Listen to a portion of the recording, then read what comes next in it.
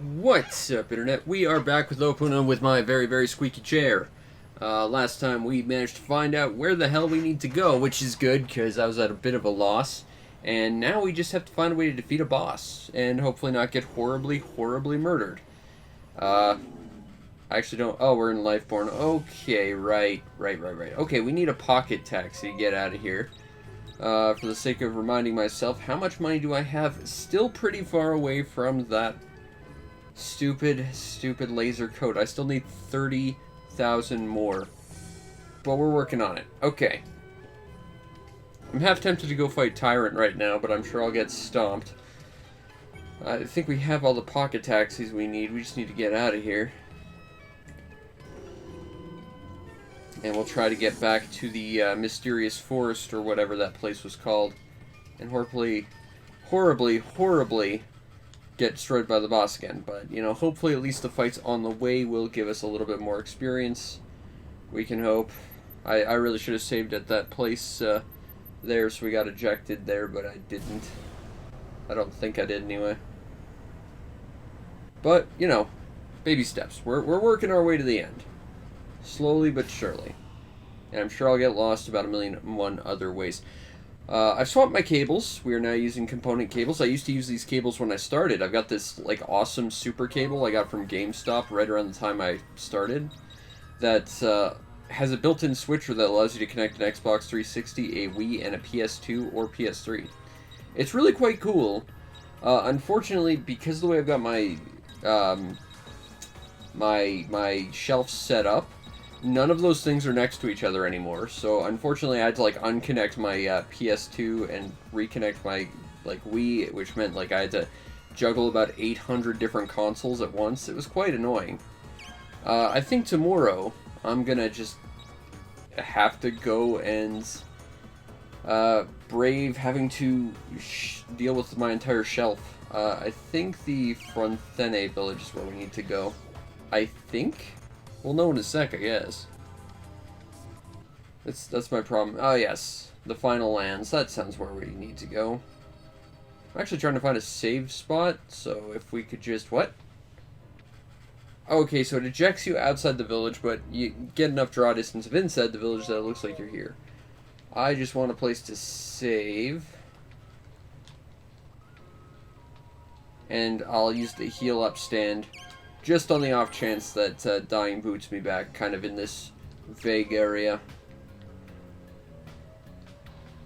I will spend that pittance if this changes where I spawn, just in case I die. And more or less, we're just going to be fighting stuff, I think.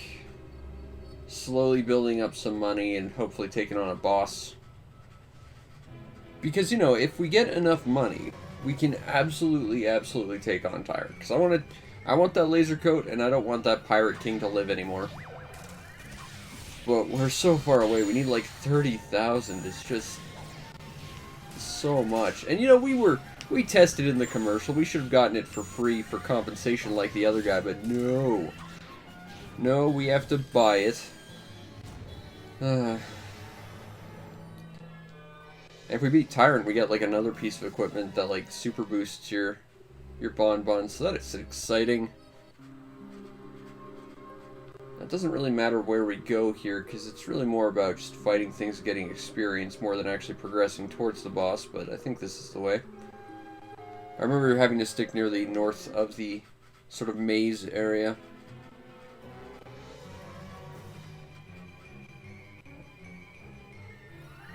I love the enemy designs in this game. They're so cool. That thing is clearly based on Totoro. And the weird thing is, I'm not sure how to say it's clearly based on Totoro, because, like, there's nothing that expressly looks like Totoro, but, you know, it just feels like it has the stance of him, and just the general shape and size of him, I guess. That's what strikes me, is that guy looks kind of like Totoro anyway. Alright, we're making a couple hundred currency units every single fight. That's good. That's slowly going to get us to victory. Plus, we've equipped Polina with a different attack, which might actually make getting through some of these fights a little bit easier. I don't want to use Opoona, I want to use Polina. Because she has, like, the star shower. Let's see what this kind of does to them. Took one of them out. That's not bad.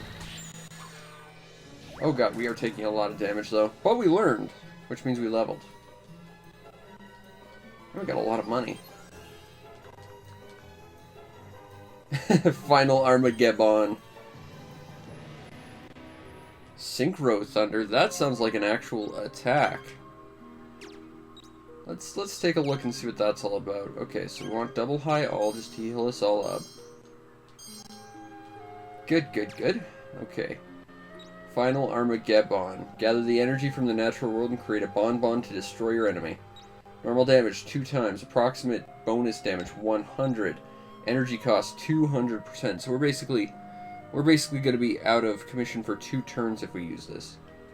Still, it's interesting. Polina. No, I don't want to know. I want to know what we've got for Opoona. Synchro Flame. Call down fire on a monster and all those like it. Choose your targets wisely. Approximate bonus damage. Energy cost. Okay. I still think I'd want to keep Opoona as, like, just designated team healer, though. That, to me, is what I would say is Opoona's strength, as being a healer of the group.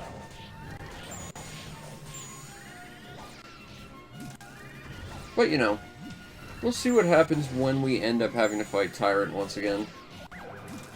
And become the king of the pirate monsters. Yar. And find out the secret of One Piece. Which I still stand by. One Piece not being, like, the name of the treasure, but really just the fact that they were saying that they, you know, consolidated all their treasure into a single point. You know? I didn't split my treasure into 1,000,000 bits, it's one piece. That's how that always struck me. Although that's also coming from a guy who, like, barely watched One Piece. I got to the point where they were in the Sky Islands and gave up. Because just feel like nothing was going on. In an island on the sky, like, I feel like that's the last point where things should get boring, but it felt very boring to me. I have that problem with a lot of, like, long-form animes, just, you know, they go on forever and they just have long stretches of just stuff not happening. Like, I remember Naruto was a huge problem for that, so I, like, gave up, like, even before the first arc was over, just because it just felt like nothing was going on. Same with Bleach. Like, I was in the target demographic for those shows, and I just could not stick with them because it just bugged me how little was going on. It's also why I value the original Dragon Ball over Dragon Ball Z any day. I don't know, I just like when stuff happens in my anime, I guess. Doesn't have to be action, but it has to be at least engaging content. And not just filler, where stuff doesn't happen. Controversial idea, but I think a lot of combat in Dragon Ball Z is filler. Like, take the Frieza fight, that's like 40 episodes of 2 guys staring each other down before anyone throws a punch. And even when they, like, streamlined it for, what is it, Dragon Ball Kai, they still cut it to, like, 20 episodes for one fight. That's excessively time-wasty. And it just does not gel with me. That's the thing, I don't need anime to be action-oriented. It doesn't need to be. I've seen plenty of slice-of-life stuff that's fun. I've seen mystery stuff, you know. It doesn't have to be, like, whoosh, bang, pow, where we're doing stuff, but it does have to feel like there's a point to it all, and it can't just be sitting around doing nothing, wasting time. Which is what a lot of really, like, big, long-form anime feel like to me. I don't know. That said, I can also sit around and watch all, like, several hundred episodes of Gundam. But again, those are chunked into smaller seasons that also feel like they're still doing stuff. So, you know, long-form stuff can work, it just has to be well-paced, which seems to be a real problem. And I'm really just trying to fill time while I kill a whole bunch of stuff. I really want to try Final Armageddon, but at the same time, I feel like that's just going to be a waste of my resources that I'm probably absolutely going to need against the boss we're about to fight.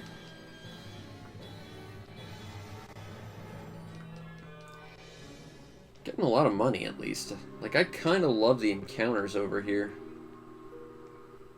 Alright, there we go. We're moving on. Spirit Lake. There's no spirit here, though, which will probably be a quest later, I'm guessing.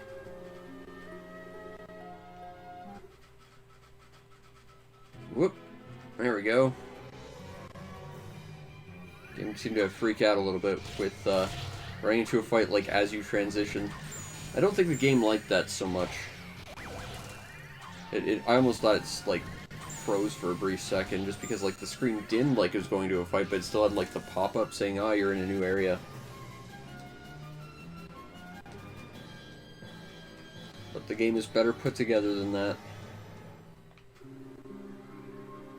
I mean, say what you will about its translation being kind of wonky, but, you know, it's a pretty well-made game. I know they said don't go here because there's no point, but since we need the experience anyway, we might as well go here. Oh, it's the pink helicopter thing with the goofy, adorable face. It's a very weird monster, and I love its design.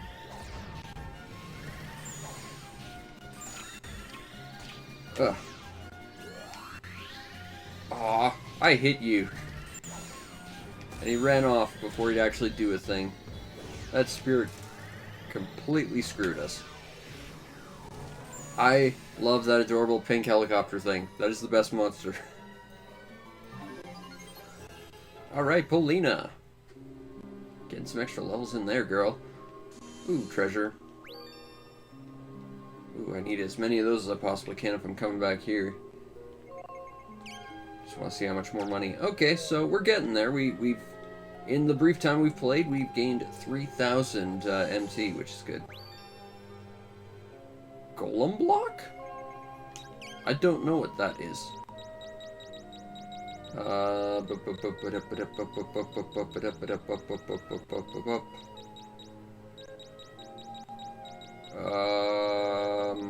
Did I pass it? Because I'm not seeing golem block anywhere here. Oh, here it is. It's up at the top. I have the eyes of a freaking mole. Completely blind. Use a large block to strike the enemies. And it's apparently from the legendary golem itself. Stylish, I guess. So if you're the kind of person who wants to take your opponent down using, you know, history and mythical things, golem blocks are there for you, I guess.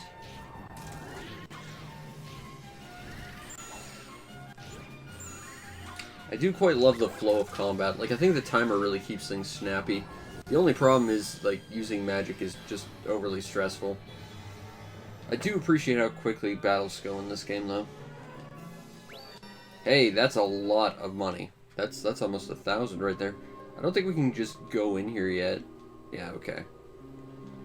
Still, this seems kind of like the place we want if they're giving, like, 700 MT per fight.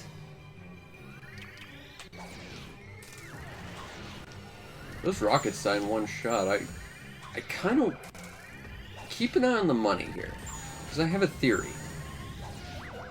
Based on the money we got from the previous fight, and the fact that those things die real easily, I'm betting they pretty much act immediately and they just explode, trying to do damage to you. But if you can kill them, you get, like, huge money.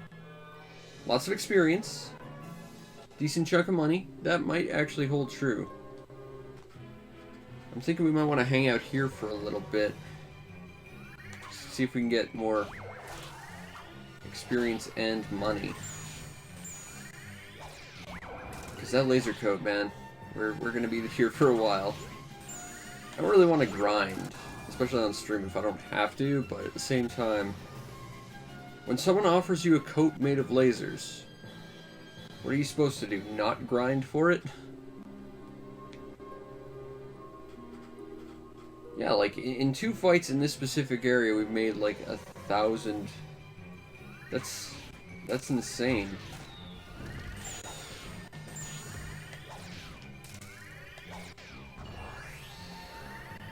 We missed it. Or maybe that green thing around Opoona is that we hit it and it gave us, like, a buff or something? I don't know, it might just be that the different spirits do different stuff. That's entirely possible, I suppose.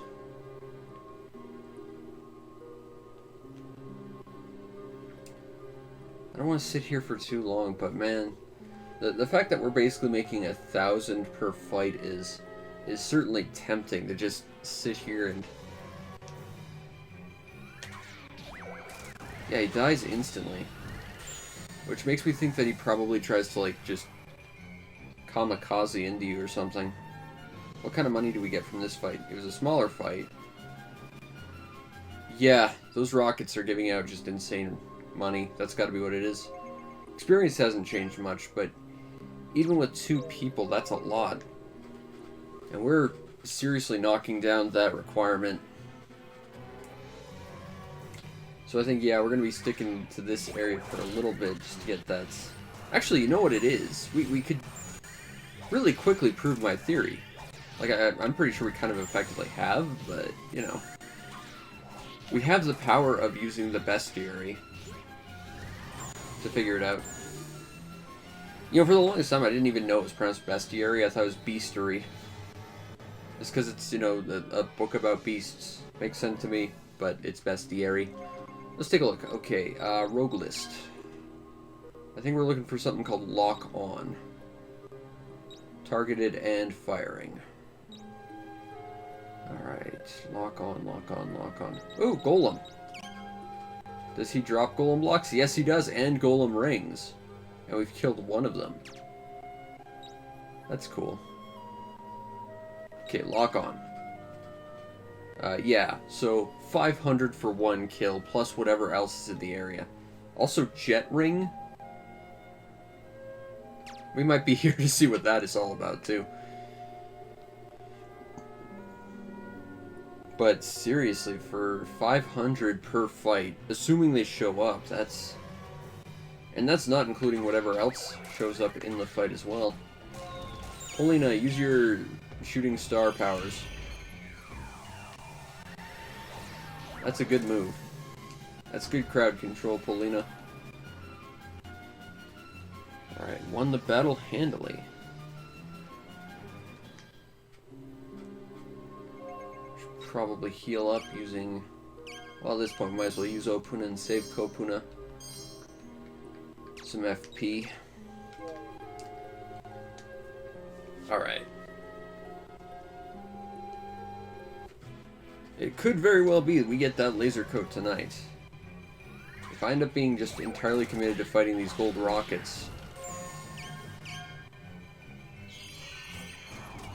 The experience seems to be good, the money seems to be good. We're getting levels as well, which doesn't hurt my feelings any. Opoona leveled. Nice. Hey, we got Burning Wind. Which honestly just sounds like Opoona eats something very spicy, but, you know.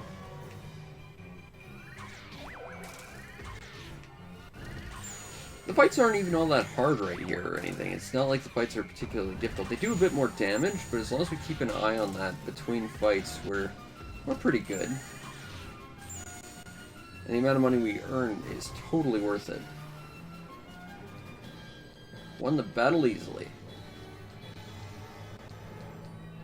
42. Okay, so those guys aren't worth much money. We definitely want those gold rockets if they want to actually show up and fight us at any point.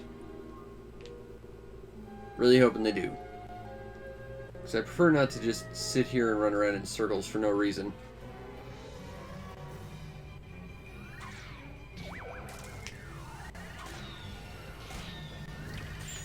These floaty things, they're cool looking, but they do basically nothing. But they do look cool.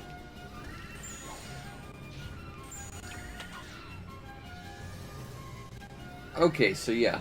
Those spirits don't attack. They just give you like a little kind of barrier looking thing. Oh, that's for Opoona. We don't need that. I just want Opoona to heal, but that works too. Got a pocket taxi though. That's pretty good. We'll have to keep an eye on our money as we go, but This will be good. This will be good. This will be worth it. I really hope. And that's 500 freaking monetary units right there. Good use of that time. 650 basically. How much do we have currently? Alright, so we need 20,000 more. Which, if we were using that to... Basically, we'd need to fight 40 more of those gold guys. Basically. That's assuming that we just fight those, of course. Which is unrealistic, to say the least, but... You know. Although I wouldn't complain if they became suddenly a lot more common. I get that they're not, though.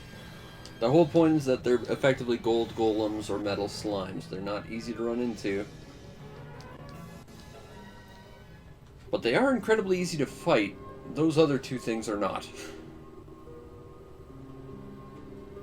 What with gold golems being massive behemoths of indestructibility, and, you know, metal slimes being metal slimes. They're incredibly tough, and they run.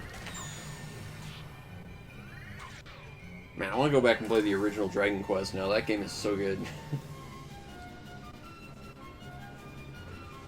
I remember when I first played it, it was a couple of years ago now, and I just immediately, I had to review it. It was just like, wow, I'm thoroughly impressed with this. I mean, I know the series is legendary, but that was really quite fun. Granted, I used the Super Nintendo updated version and not the original where you couldn't even have like a turning sprite for left and right. I also had a bunch of like movement and ability macros that actually made that game playable with one hand, not dissimilar to Opoona. The short version is, if you can find a translated version of the Super Nintendo Dragon Quest, you should go play it because it's really quite good. And then go play the 5th one because it's the best one in the series.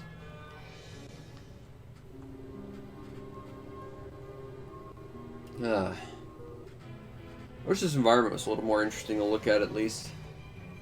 So, sitting here grinding just for money in a boring environment, that kind of sucks. But at least with the experience we're going to get, that's going to make the fight with Tyrant so much easier.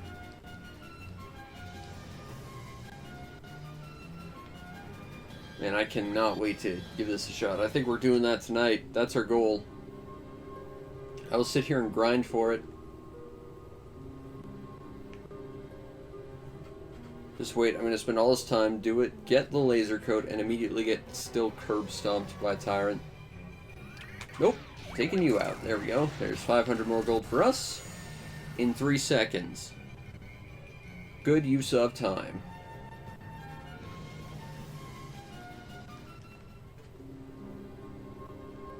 Alright.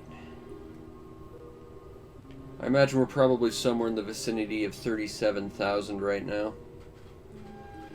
You know, if we sold that Rafflesia that's in our inventory, I think that's like 8,000 as well. I don't think we need it for anything. I know you can sell diamonds. It's not smart to do so because if you give 5 to someone, you get like an ultimate shield. You get like a diamond shield. I can't remember who that person is though. And we only have one.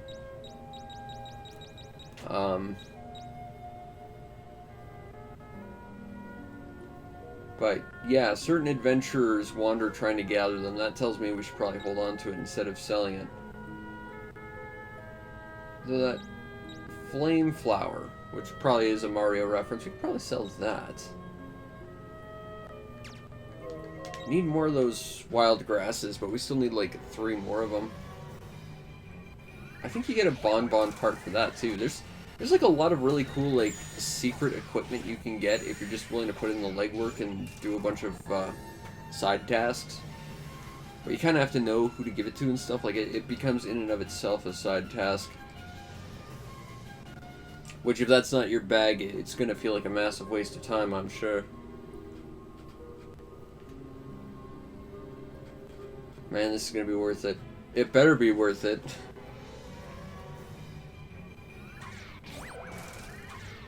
but I believe we needed 55,000. It's going to end up being 56,000. We're going to be there short. Oh, that would be just depressing. Alright. A little bit more experience, a little bit more money, and a pocket taxi. I wonder what those sell for. Let's go shopping and try and sell. It's cool that we can sell just stuff in our inventory. I should really use that eel rice. I'm gonna sell this.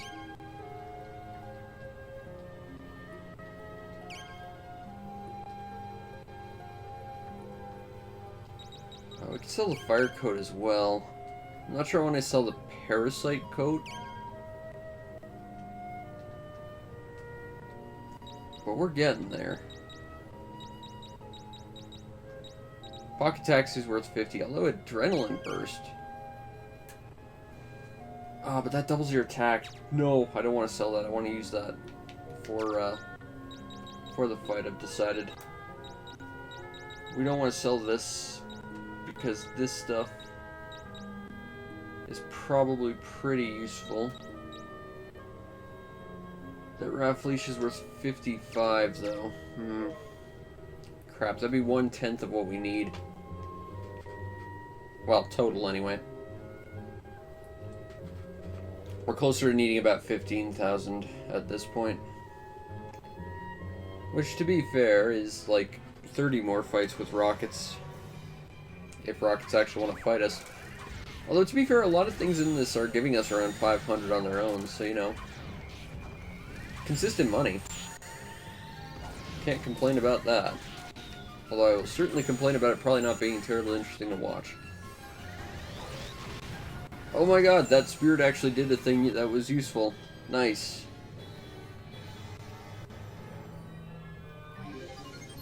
Opoona's level increased. Polina's level increased. Actually, you know what? Like, if we look at our bonbons right now, we have a Thunder Coat, Fire Coat, Frozen Coat. I mean, I guess we could put on the Parasite Coat, but the Parasite Coat seems pretty useless. Yeah, we're gonna sell the Parasite Coat, because the amount you heal isn't worth it. I've decided.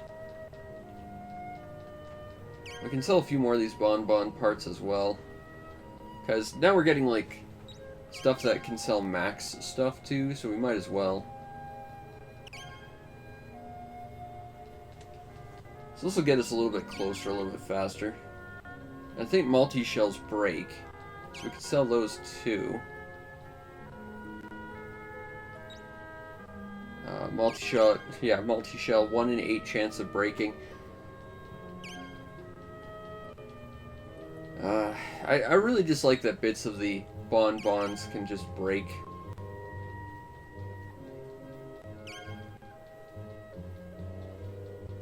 Alright.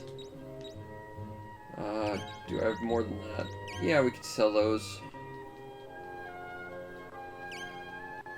Might sell the pocket tent as well for a little bit of money. Just got one, though.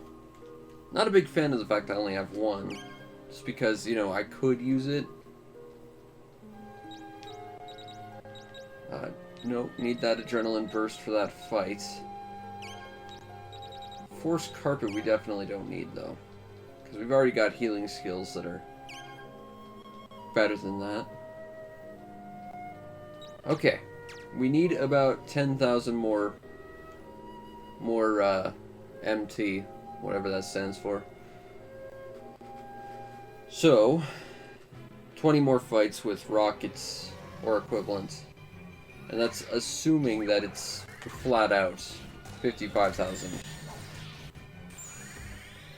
Which I'm kind of hoping it is, because if it's more than that, well, there's things we can do about that, but at that point we're just going to keep selling crap and hope we make it. Alright, so we're just going to sit here and try and grind out all the money in the world. No, it's not interesting, but if it means that we can take out that super boss, we're totally doing it. And then we're going to come here and curb stomp the boss that beat us last time. That's the plan. I will not be told I will never have a laser coat anymore. We're doing it tonight. That's the plan. These hippos can really take a beating.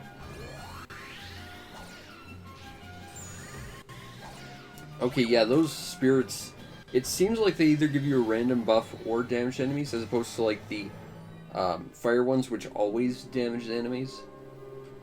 I don't like that, because the buffs in this game don't feel all that effective. I would rather just get, you know, damage the enemy.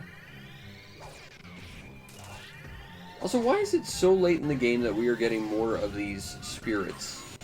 Like, we've had a flame spirit for more than half the game, and only now are we getting a second one.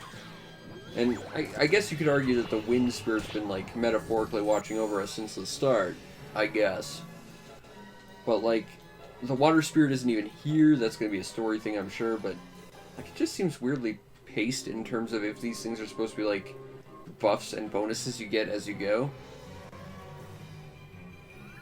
Just kind of weirdly paced. Opoona, do that shooting star thing. Because it's too good. And screw it. Let's see what this one's all about. Bonk. Okay, that was kind of cool. And there's a bit more experience from us. I should probably use Opoona to force heal us. That would be good. Double high all. Alright. Gotta check my money because I'm OCD like that. Still got a ways to go. Okay. We're gonna make this work. That said, if the game wanted to help us along by giving us more of those rockets, that would help.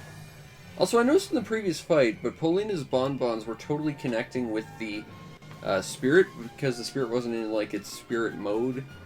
We didn't get, like, the attack bonus or anything, and it just sat there and was an obstacle for us to actually hit targets. That's kind of annoying. I genuinely didn't realize that was the case.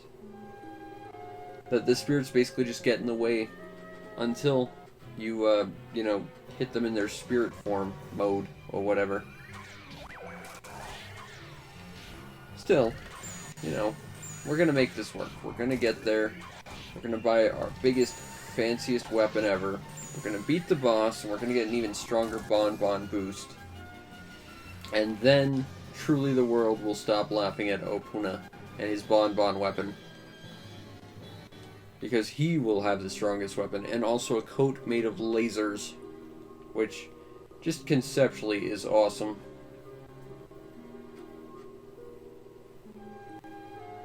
Alright. Here we go.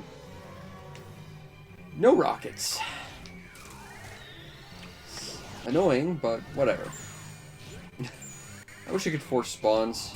Just every fight is 100 rockets, and we start using Polina's Star Shower. That'd make life a little bit easier.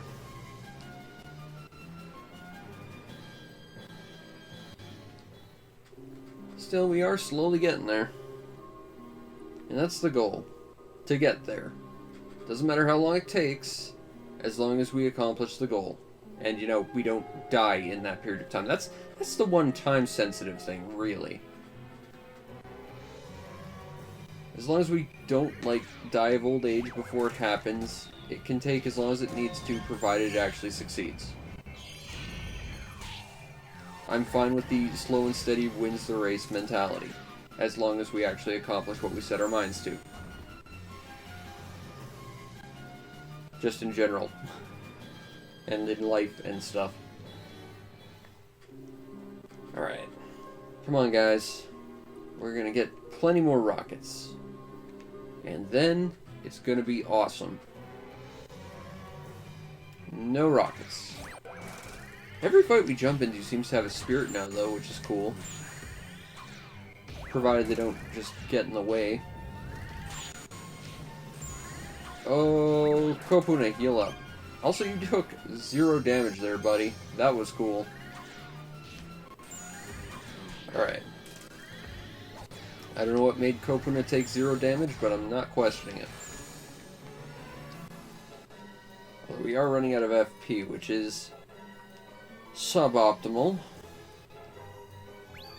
Lots of experience there. Should use that eel rice. Smarts or arts? Or farts? All for Opoona. Arts, that's not super useful. Okay.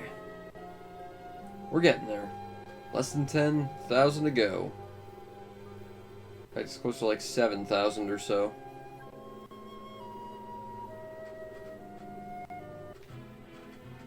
I really just want to sell that Rafflesia. I'm getting annoyed that it's in my inventory and I don't know what to do with it. It's gonna be one of those things though, like the, you know, magic grasps. Like, you sell one of them, you're completely screwed, and you won't get any of the best stuff. And man, I wish my stupid chair would stop squeaking. I just replaced it, because my last one squeaked uncontrollably. And like, I've got WD-40 on them, but for some reason it just never lasts more than a couple hours. Alas. I'm not a chair magician or mechanic. Screw it, we're selling that stupid Rafflesia. I don't know what it does, but the fact is, I'm impatient.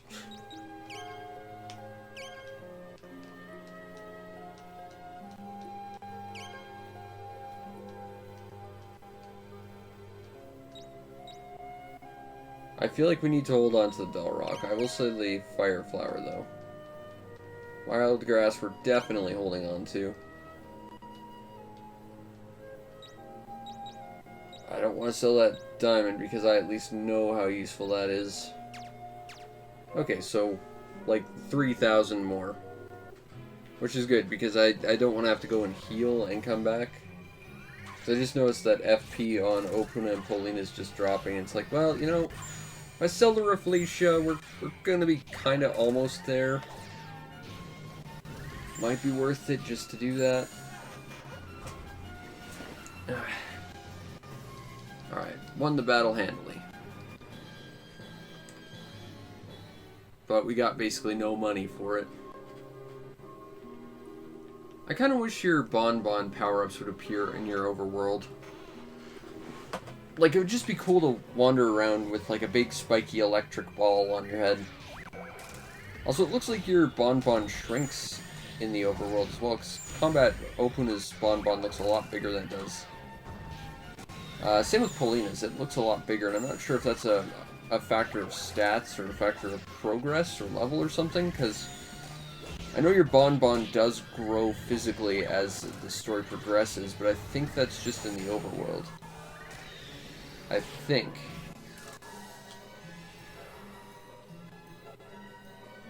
Boom. But we learned from this battle, and that's the important thing. And we got a little bit more money.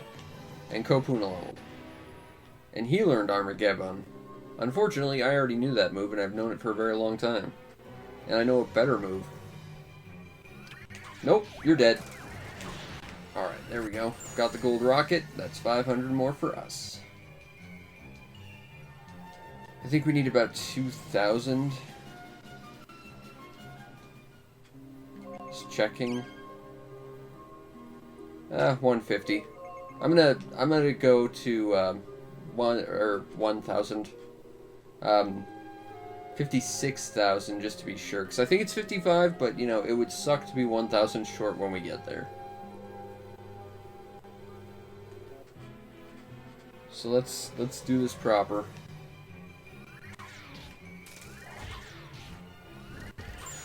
Come on, Mr. Hippos.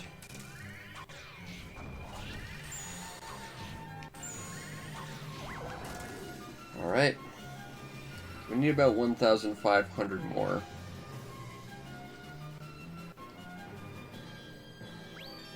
And we do not have quite enough money out of that.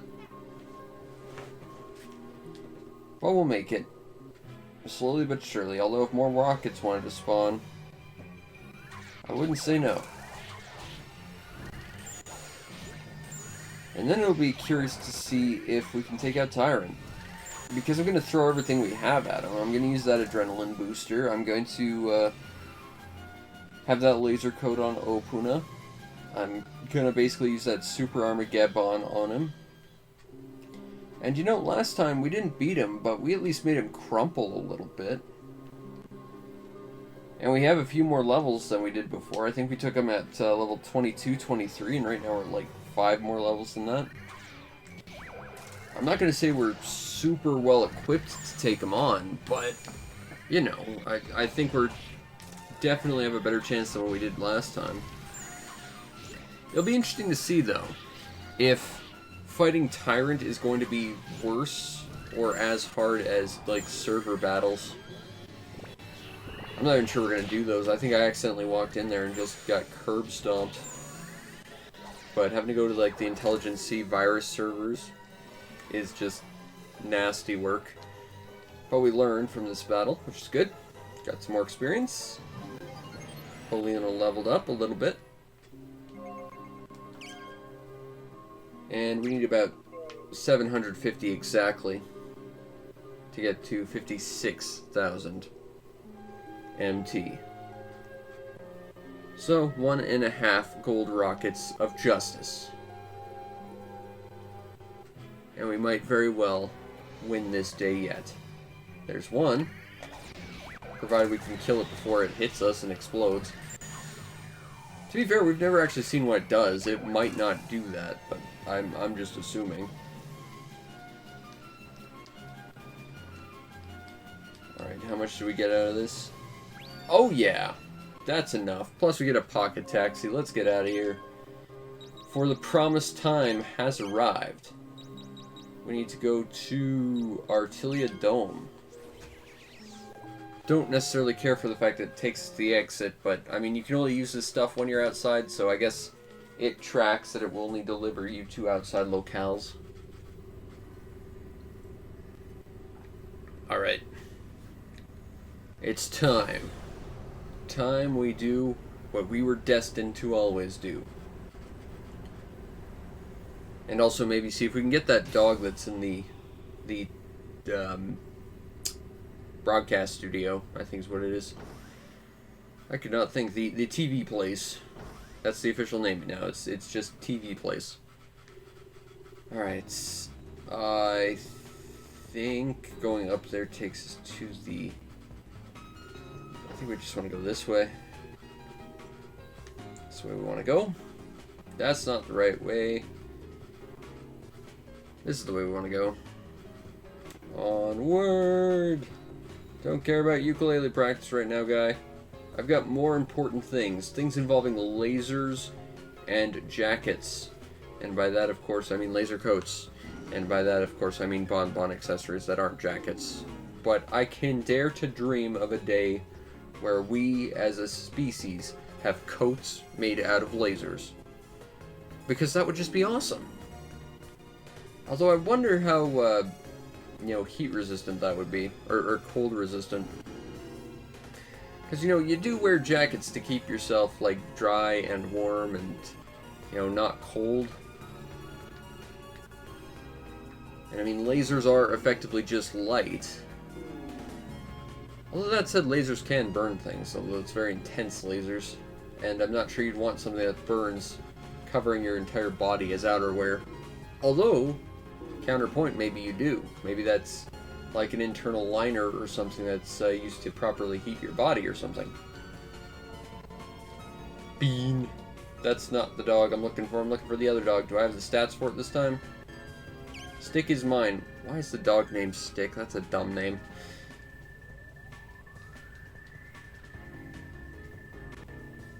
One magazine called him a picky puppy, and this magazine that's never met him would know.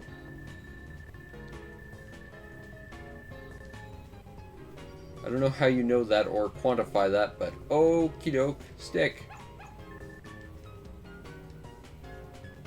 Yes, it's one of my many dogs.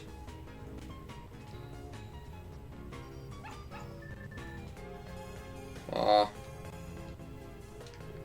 What is my current love and integrity? I need 75 of each. Love is 56. Nice. What's my integrity? 60. We are getting close to getting stick on our team. But not quite. Not quite. Okay, well, either way, that was a little side project. We're not there yet. Probably never going to come back here again. Because I barely remember stuff that isn't coats made out of lasers. But... Oi.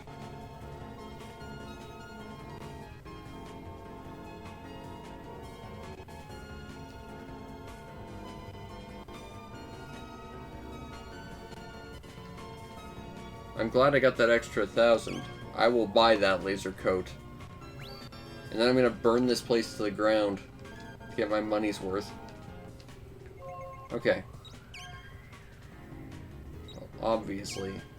Laser coat. Bonbon coating. Beam damage upon successful hit. Increases resistance to beam attacks. Yes, I want that. Thank you. And, the Bonbon Killer rank. Nice. Fire Coat or Thunder Coat? We'll throw on Thunder Coat, because Thunder Coat's pretty cool.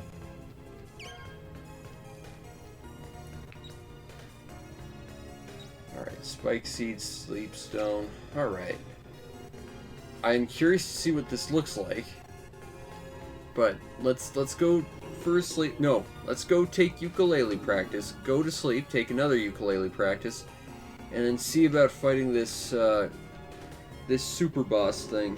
Because I'm curious to see how that works. And even if that fails, we can continue the plot a little bit by going through the boss that stomped us last time. But damn it, we got the laser coat. We're gonna show it off and try and beat that stupid boss who completely decimated us like 3 times at this point, I think. But he is a super boss, so I guess that makes sense.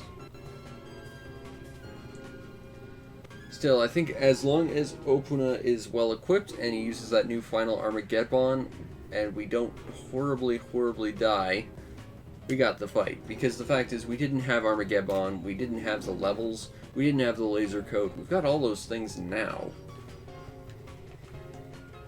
And the fact is, beforehand, when we didn't have that, we still made him crumple.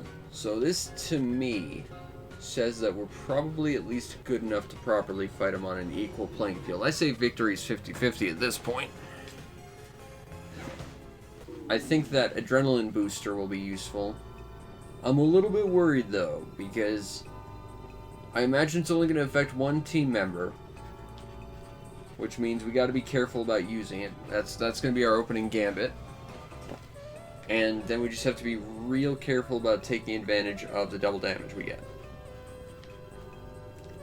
Because the fact is, there's a huge speed drop after 60 seconds. But the fact is, that fight's going to be well over in 60 seconds, one way or the other. We didn't take the ukulele lesson. Crap. Oh well, we'll take the other ukulele lesson. It's a new day, new ukulele lesson. Let's go. And then we're going to see how this goes. Hopefully the lasers will do the trick. I think Tyrant's going to be so impressed with the lasers that he won't even want to fight us. He'll just give up and give us his power-ups. That's how it's going to go.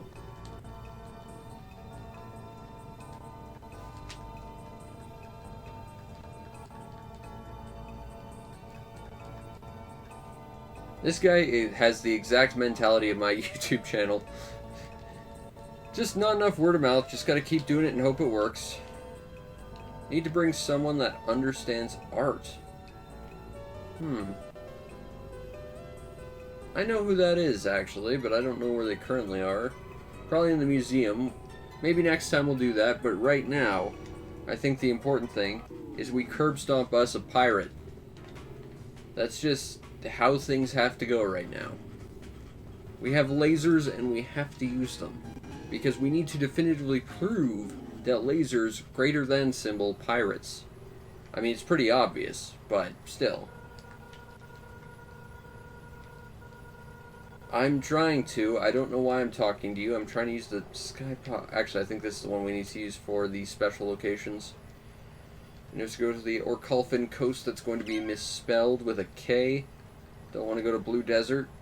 It has the best soundtrack, but No, I don't want to go to Blue Desert. In fact, it's got two of the best soundtracks in the game. Gotta love Blue Desert. But we gotta go to the misspelled Orcolfin Coast. Where there it's properly spelled. Alright. We got this.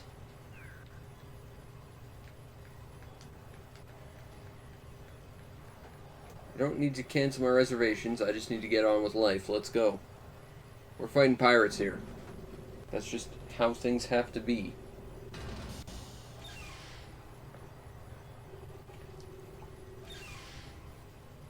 Alright. You know, I'm curious what the full line of text is at the top of the screen, because I think it says, will not fly because, and then there's probably more to that, and I want to know what the full thing says. But either way, we're at the coast. It's time to see if all that training paid off. Hopefully. Hopefully, hopefully, hopefully, hopefully, hopefully. Oh, I think we're about to run into a fight. I hear the weed chugging along. I think it's thinking about giving us a fight. There it is.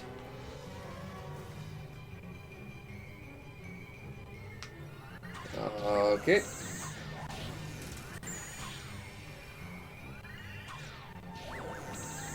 That laser effect is quite cool, I'll give it that. But I definitely miss the lightning effects. But the laser effect is quite cool. Although, I have to also say, Polina's bonbons are looking absolutely fierce. Let's go take on the Orcolfin.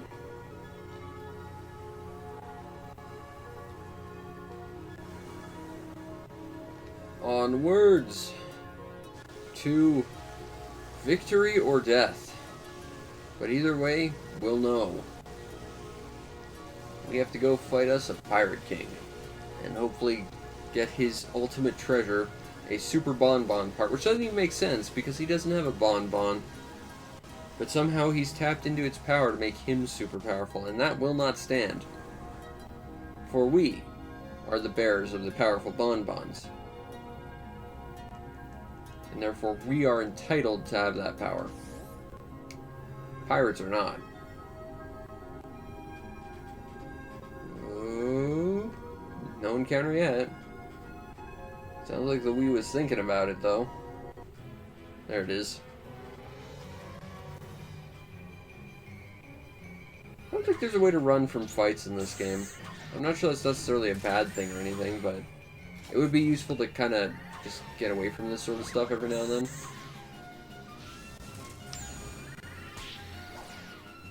Fortunately, it's not like we've taken too much damage, so we're probably okay for the moment. I'm a little concerned about the laser coat, though. Like, it's got that extra damage, which is good, but it makes me wonder if that affects the total value of the bonbon. Because the fact is, our spells are based on bonbon power. And if that doesn't increase it, this is actually not going to do very much. Let's try this again. Like, 4 times charm.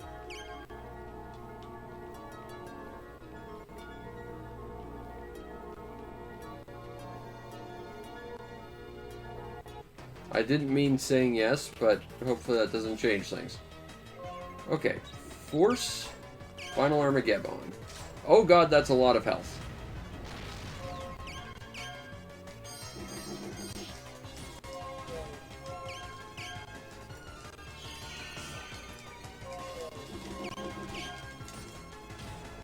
Opoona, keep healing. I didn't use the heal thing, or the adrenaline thing. I don't think I'm gonna get a chance to. Okay. I might actually get a chance. Oh god, it's not in my my temp storage. I forgot how that worked. That's not good.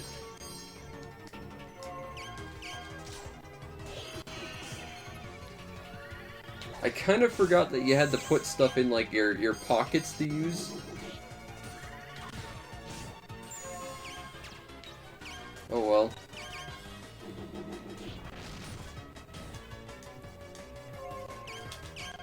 Heal Opoona before he dies, Opoona.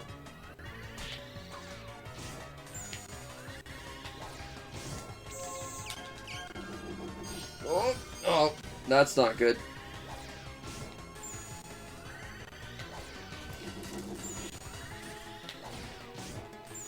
Oh, are we going to be able to do this?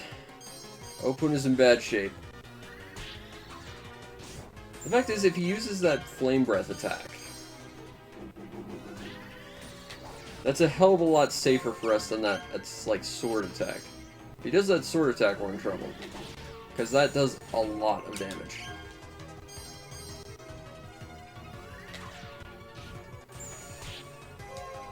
Like, that fire attack, it does a little bit of damage. I think we just have to kind of wait this out.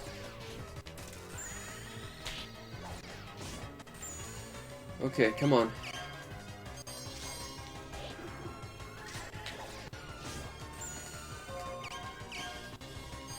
Okay, well, he's crumpled. Opoona's in a lot of damage, though. Oh, crap. I really gotta, like, spam. Okay, he's crumpled really bad. We might actually make this. As long as I keep on that heals. And he doesn't, like, double sword or anything, we're okay.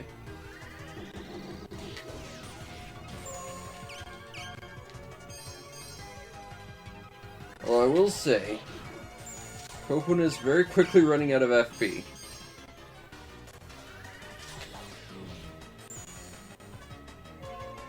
Do I have anything to heal FP? Nope. Although, I do have some healing items. Whoops. That was not how that was supposed to go down. Okay, that was really nice of him to do that. That was quite merciful. Bonk him, Polina.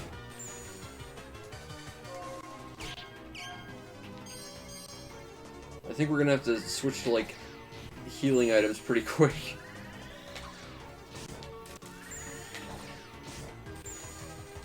Oh god. Okay, he's shielding. And we're at the point where we need to use healing items.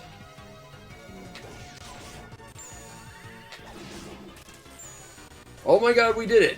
We took out the tyrant. Nice. Haha. Oh, and Opoona got knocked down. That was sad. But we got a pocket tent. Whew. That was scary. Well, we did it. Oh, man, that was tough. Man, oh, that was... Oh. Well, I defeated him. I'm about to. So, you know. We defeated the rogues, and their men, and the tyrant.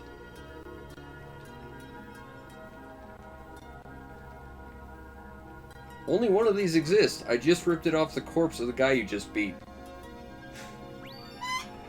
Alright. One more item has been added to the OMP. And I'm pretty sure that's a bond part. If it's not, I'm going to be very sad. Yeah, booster pack. Option to increase offensive strength. Energy cost 30%, impact plus 8, power plus 15. Which means that actually has less than the spike thing. I don't think that sleep stone is going to be all that useful, so I'm going to slap that on Opoona.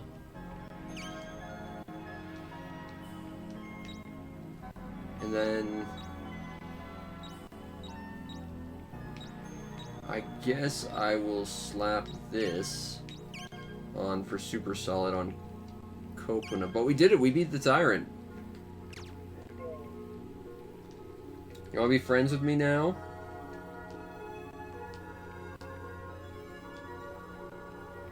I will use the booster pack to make history.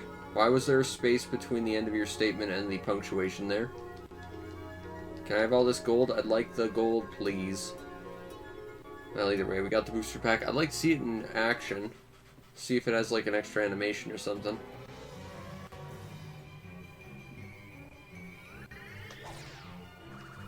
Oh, hell, that stupid elemental was in the way.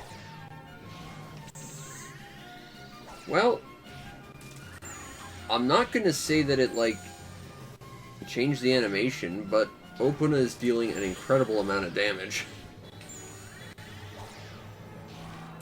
Like, 4 times as much as anyone else on the team right now, so that's... I think that's pretty worth noting. We got 1 MT. Nice. Opoona, you can't use double high all, can you? That's no good. Neither can Opoona. Oh well. Either way, we beat the super boss. We got ourselves the booster pack.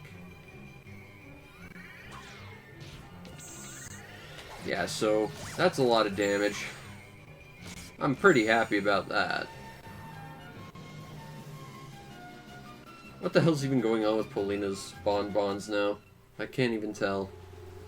I love it, but I'm not sure what's exactly going on with it. Whew. Man, that... beating that boss, that was tense.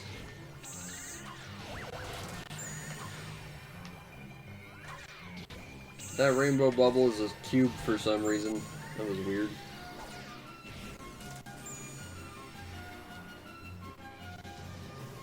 Alright. That's a lot of money we just made, too. We should have just fought these guys. Well, to be fair, we only made so much because we fought an inordinate sum of enemies in a single fight there. If we fought them in, like, regular numbers, we probably would not have gotten half as much money. Which probably means that fighting the gold rockets was still probably the optimal way to do that. Yeah, so Opoona is now doing, like, more than double damage for, like, everything else. Except against those guys, I guess. But that booster pack does seem to be doing a fair bit of extra damage. Plus, the laser coat isn't hurting. Kinda sad it doesn't turn his bonbon, like, neon coated, though. Like, I think laser coating should imply that it gets, like, some kind of blinding neon or something. Make it glowy and cool.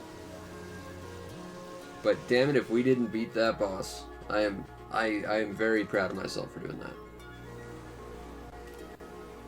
Whew, okay, so I think we're gonna go back to that town, go back to the mysterious forest, and go see about fighting that other lady. Or rather, her goon squad. Take the pocket taxi to the Wherein village. See if we can borrow a house there for the night. Or just a healing station, that's good too.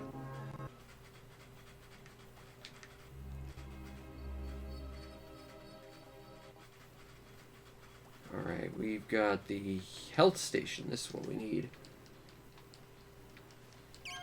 That's a lot of money. Compared to like the other one, which only had like... I think was actually this one. They only wanted like 130 last time, now they want 400? That's insane. Oh well.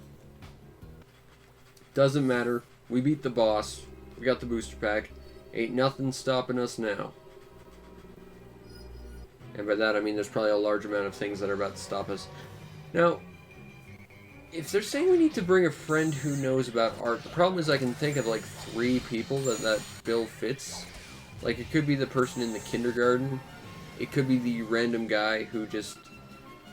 we ran into at Artilia a whole bunch, which I would think is probably the person they mean. It can also mean those random, like, musician guys that bugged us every now and then.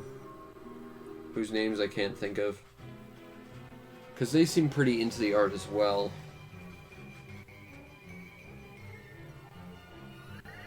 And the funny thing is... you know, he's the owner of the TV station, he's the boss of, like, everyone, including all the idols and stuff. If you wanted someone that would draw a crowd, any one of them would do that.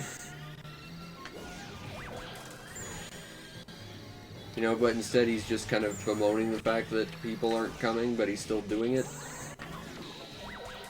You know, and I get that, you know, not having enough attention is a problem for building an audience because, you know, that's my literal job right now.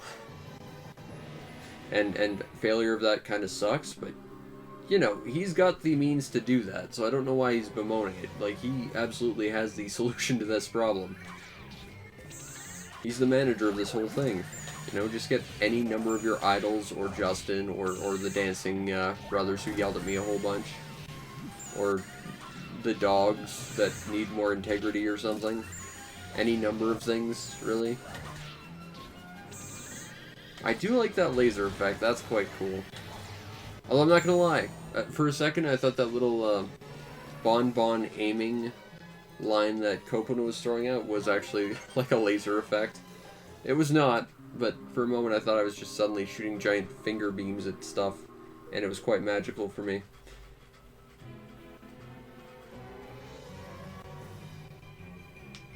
I think we need Polina to get on this, like, now, because this is crowd control 101. Polina, use your big shooting star death thing. I don't need Armageddon to fight this guy. I just need to charge up and wait for the right moment, and then bonk him. Oh, I do like seeing my damage in the triple digits. That's fun. Decent amount of money from that fight. Not sure what I need it for anymore, seeing as I've got, like, what I'm pretty sure to be the most expensive item in the game, but...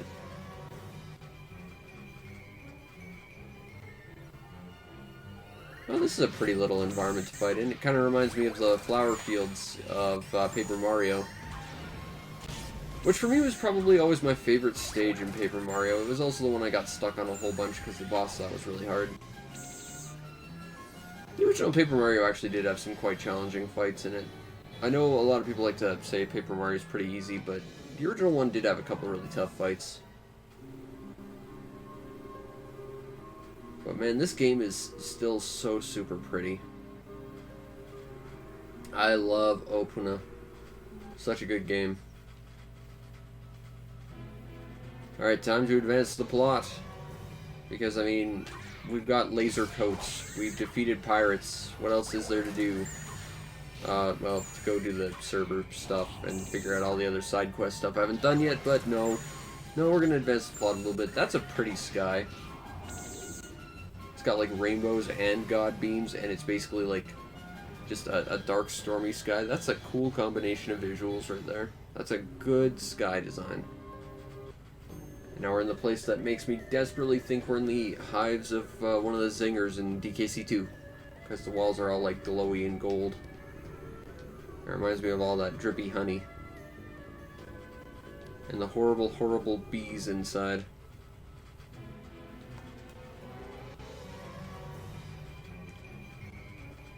Come on. There we go. Takes a few seconds.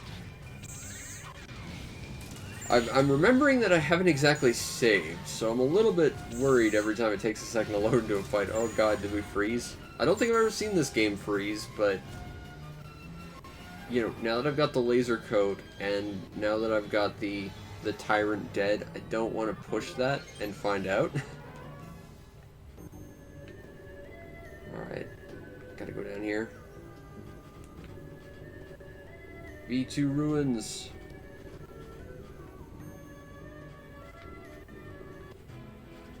Come on, I want to go fight the thing.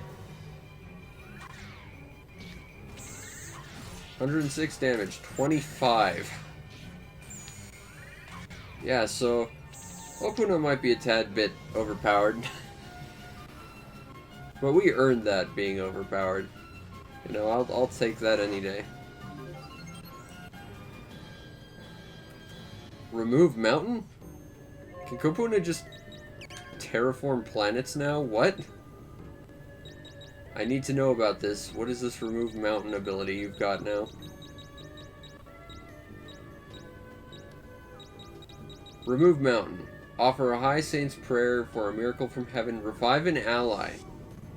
Well, that would have been useful one boss fight ago. Well, that's interesting. Now we've got basically Phoenix Town. It's coming awfully late in the game. We haven't been here yet, but, you know. Talisman ring? That's a bonbon item, obviously, but... Special optional function. Equipping this will give you great resistance to enemy force effects.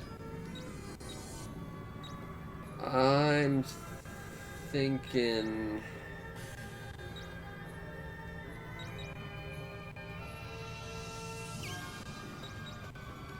We'll give that to Opoona to keep him alive. I'd like to give it to Paulina, but I think she needs all the stuff I've got equipped to her right now.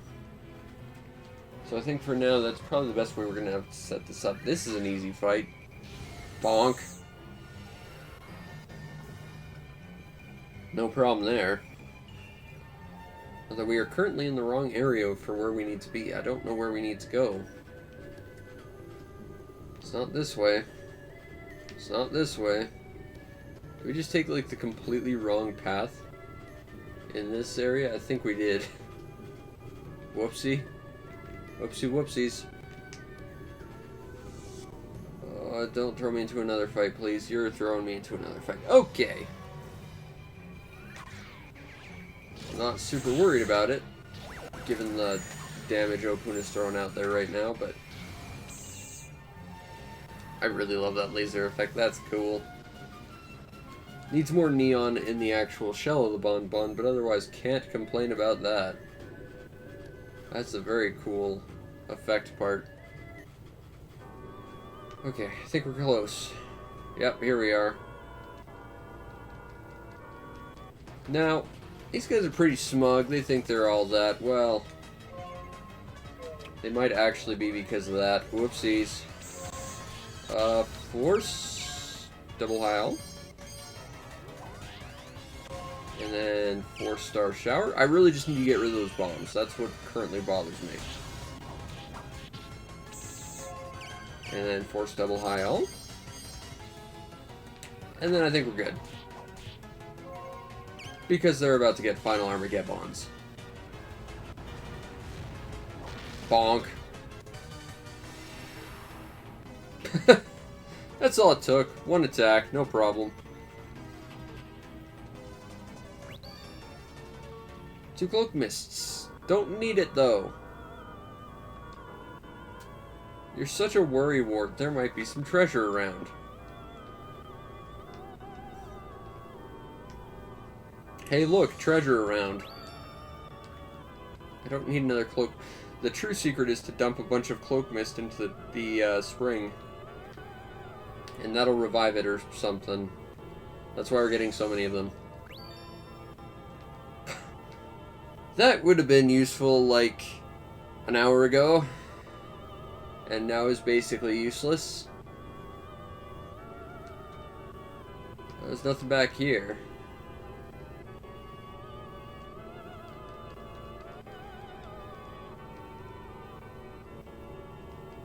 There's nothing else around here.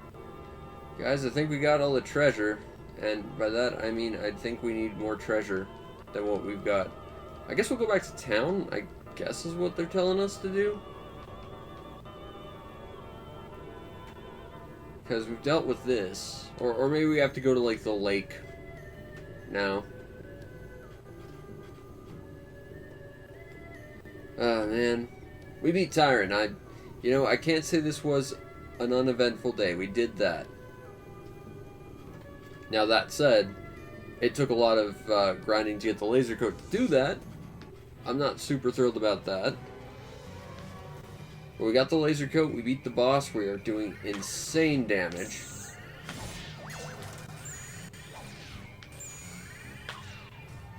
We're just doing well. Yep, the fire guy's getting in the way too.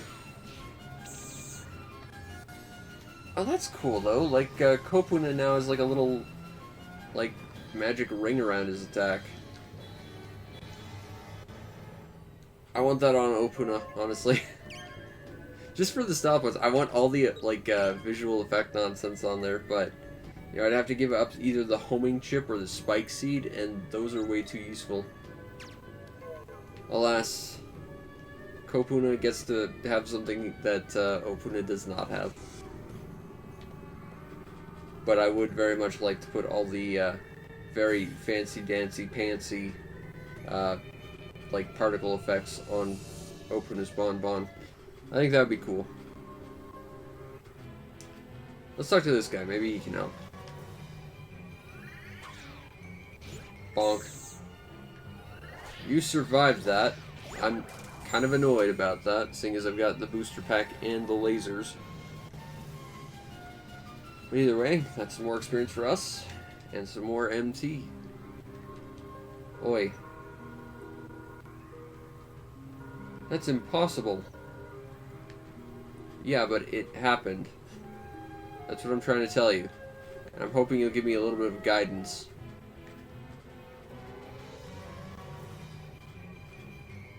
That said, that previously all that guy said was don't go the other way, so maybe that's a sign we need to go the other way now. I just want to use the star shower.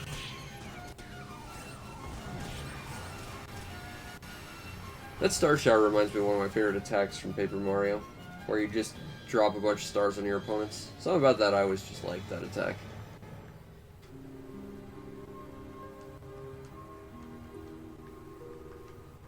Do you know about the shrine?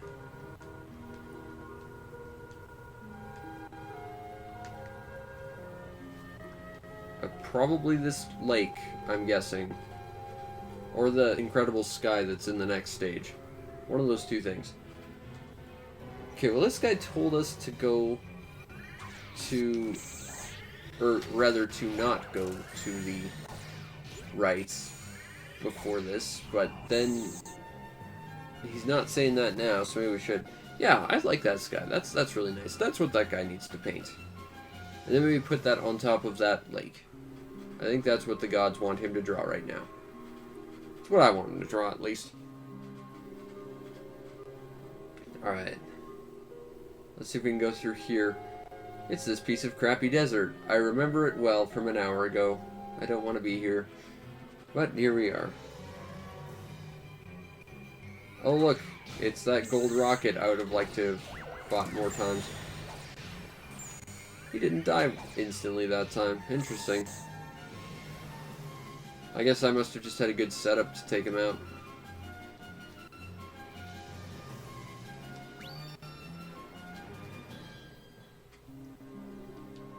Door is locked and won't open. Well, that's no good. Okay. New plan. Pocket taxi, go back to town, and see if someone has some idea of what we need to do. Because all I got from that is there might be treasure around, but all there was money, which wasn't super useful, and a cloak mist, which is useless. Unless it's a hint to use cloak mist in that room, because somehow that'll change stuff. I don't think that's the case, though.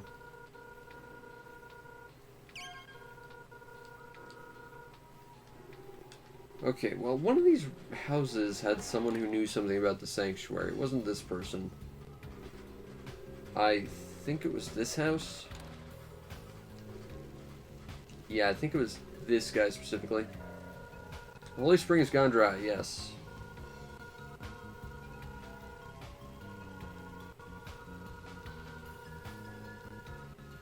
Yes, they did. Okay, help this old man by going to the Spirit Lake and checking the spirit with me.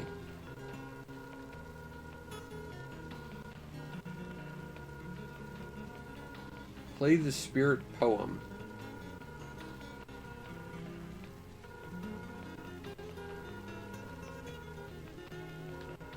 Alright, well, let's go play us a poem.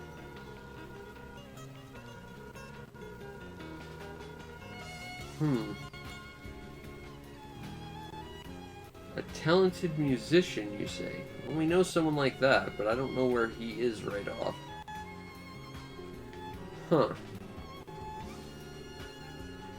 You know what? I think that'll be it for tonight. I need to think about this whole where's that musician. Part of me thinks it... Get ready for Steambot Chronicles. What's up, Internet?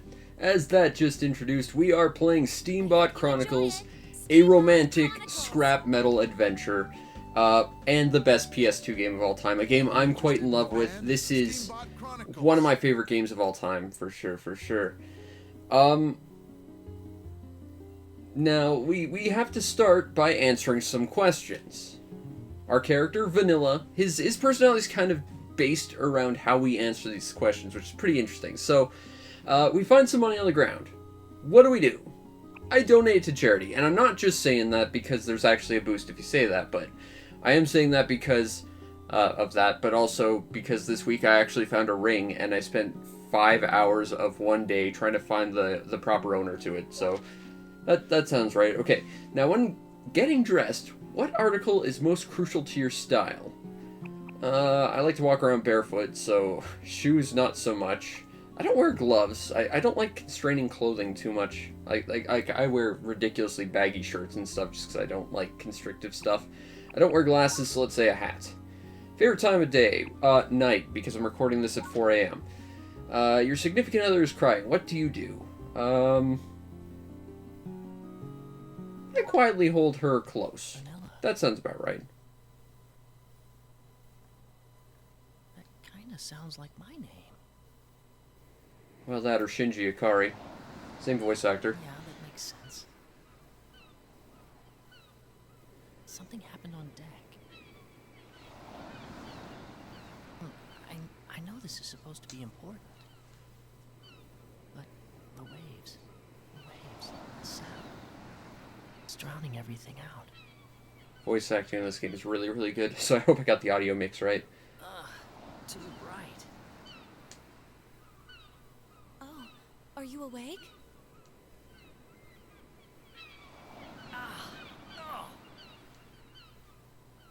Are you okay? Now we could be honest or annoyed, but we'll be optimistic. That sounds like what we should be in this situation. Well, at least I'm conscious. There you go. Can you stand up? I mean, I check to make sure your limbs are attached before trying to do that, but yeah, that's standing up's the next important step.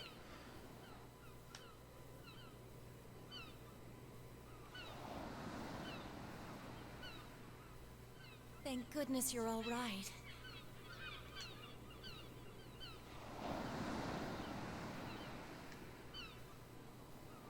Where am I? On a beach somewhere, I would assume. This is Seagull Beach. You were lying on the Got it in one. unconscious. I'm betting we were on that. Seagull Beach? Why don't you rest for a minute? I'll be gathering herbs, okay? Right, so now we have control over our character. But yeah, this is Steambot Chronicles. It's one of my favorite games of all time. I think if I had to pick one game to take on a deserted island, and I could only bring one, it would be this game. I think when a lot of people make that statement, you know, if I were to only have one game on a deserted island, they immediately pick their favorite. And this one's up there for me, but I think to answer that question, you have to pick a game that has unlimited content. And I said this in my review many years ago at this point. I feel like this game is inventing new content for me every time I play, because there's stuff in this game every time I play that I've never seen. First of all, I never knew this chest was here. So that's interesting. Also, at the intro, you know, the characters welcome you. There's actually about a dozen of those welcome messages on the title screen. I thought the game cycled through them. While I was doing audio tests before I started, I actually heard the same one twice in a row, so it's randomized. We're, like, not even starting the game, and it's already presented two things I've never seen it before do. Like I said, this game, it feels like it's making stuff to do for us, which is great. But this is one of my most favorite games of all time. So this is the pretty girl. She saved our life, or she kicked us awake on the beach anyway. We were in that. But otherwise, you know, let's ignore the robot arm and the robot body. And just make our way to the exit. Because clearly this is where we need to go. What? A thing happened. Unexpected.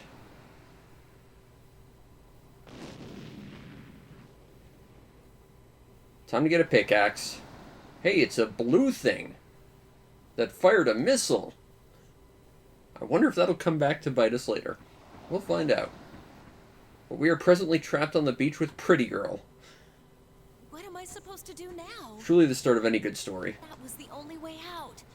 I'm gonna miss the bus. What bus? I have to take the bus to get back home. There's just a bus that goes to the middle of nowhere. But now I don't think I can make it back in time. Let's offer to help. Let's We're figure out friendly. another way. I don't know where I am, but you helped me out, so I'll help you Want to out. Help me? Thank you so much. I wonder what made that boulder fall in the first place. Any ideas? Well, let's see. It was a I saw blue a thing. Blue thing. It was up on the Up on cliff, that cliff. and it did fire a missile. I saw a blue thing up on that cliff. It fired a missile. So, a blue thing on the cliff fired a missile? That sounds about right.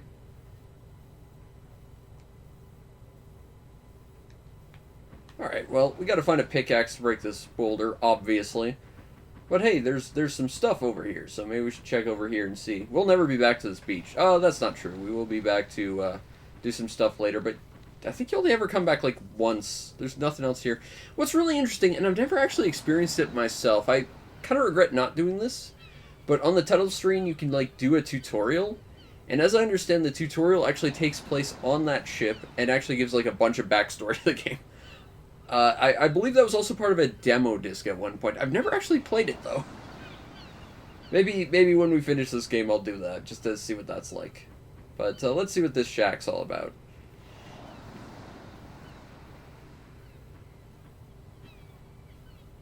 Do you want to go inside? I mean, yeah. Yeah, I thought we might find something in there. It's possible. There should be a hole over here. Ah, there it is. It's strange you know this, pretty girl.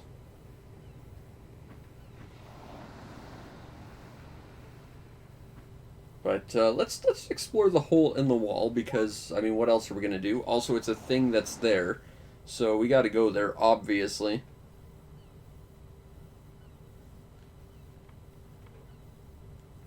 I think we can unlock the door, too, so might as well. Although there's not really a reason to ever come back here, I don't think. To this cabin, anyway. It's just tutorial bits.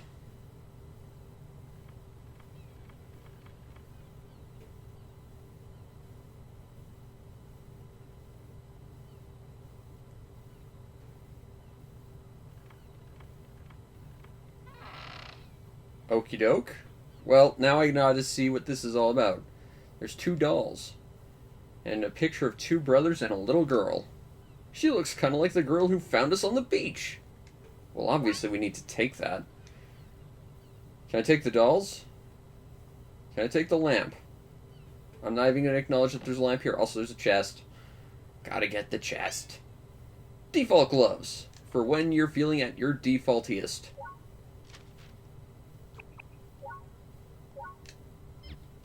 Alright.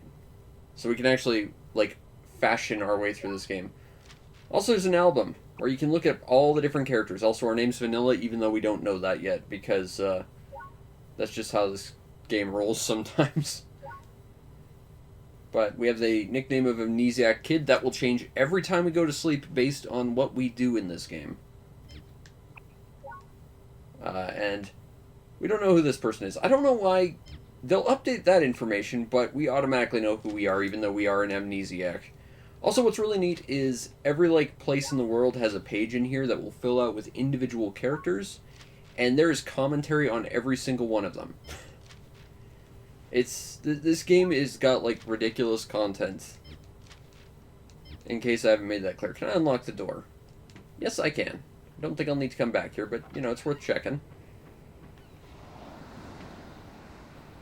Why exactly does this door exist? I mean, it just leads to the cliff face where there's nothing here.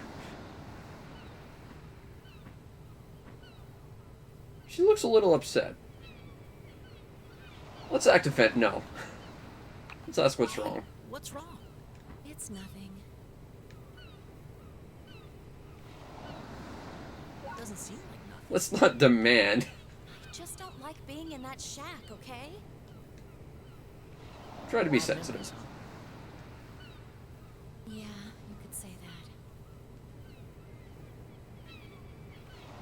that. Let's ask what happened. Would you mind if we change the sound? Alright, let's drop it. I don't want to pester her. Good idea. I gotta say, if there's one thing I don't like about this game, it's how the character models look like.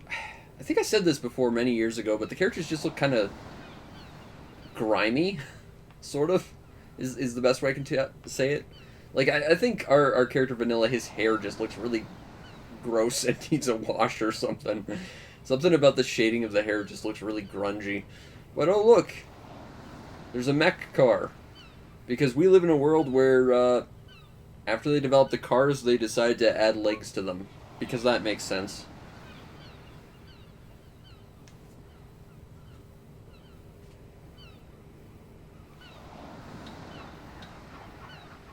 And here's our ugly, like, olive gray, or beige-ish olive green kind of mech thing. Looks like this Trotmobile is still ticking. Also, it's called a Trotmobile. I don't suppose you know how to drive one of these things. Be cocky, obviously. Of course I do. Really? I guess I'm a lucky girl. User's manual's right next to the driver's seat. Tea-leaf Trotmobile. Move using left and right analog sticks at the same time. Basically, these robots control like Katamaris, which is awkward when you start, but after a while, trust me, you pick up on it.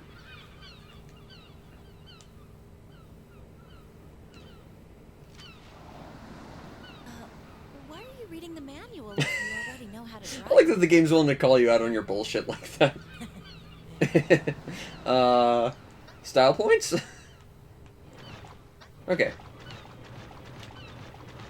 So, we can't exactly go out into the shark-infested waters as much as I'd like to. We can try. The game will tell you not to, though. It looks like the ship was called the Juniper Berry, but it's a mess. I wonder what happened to the people on board. I think I was one of them. Is that how you got here? I mean, presumably. I think so? Don't you remember? No. No? Maybe if you look inside, it'll jog your memory. I don't think this Trotmobile can get us there. I guess we'll go swimming Let's go then. back to the beach. Yeah. Okay, so yeah, this is me moving the left stick forward and back. But clearly we're only rotating in place, basically. This is me using the right stick forward and back. But again, same thing. You gotta use them in tandem in order to move forward properly. When a red indicator appears above your Trotmobile, you can lift stuff and then throw them. Or use them as weapons, as well as throwing them. Although that is a type of weapon, I suppose.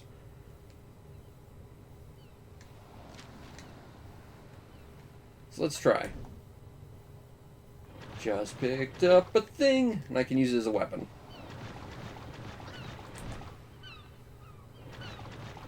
Now let's go smack this boulder into pieces. I think we actually have to throw a rock at it, but still. Yeah, I don't think that's going to fly. Alright, so I think it's throw. Throw, yeah, it didn't do anything. So let's grab a boulder with both our hands, because it's too heavy to do it with just one.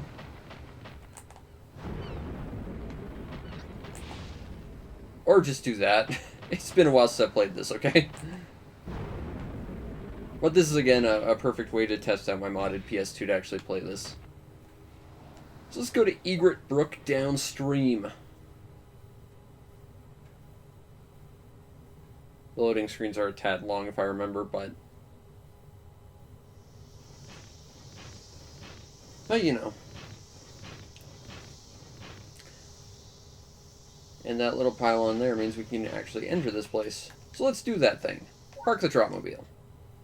What a dumb Trotmobile! Hey, Excuse me, sir. it's not dumb, and I got it for free, so you know. Did the bus leave already? Yes. Just a minute ago. Well, shoot. Any luck? It's already gone. Well, that's no good. Would you mind doing me a favor? Could you maybe take me home in that Trotmobile? I mean, I don't got anywhere to be, as far as I'm aware. Sure, hop in. Thanks. That said, I want to talk to all the people first.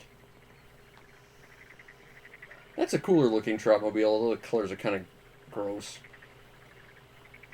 Not a big fan of the color orange. Also, you can hear little robots, little ribbits from frogs in there. The streams. We can talk to the farmer. I think that adds to the... let's not go to title screen. That would be a mistake because I haven't saved yet. See if they add that to the album. Because I really want to show this off.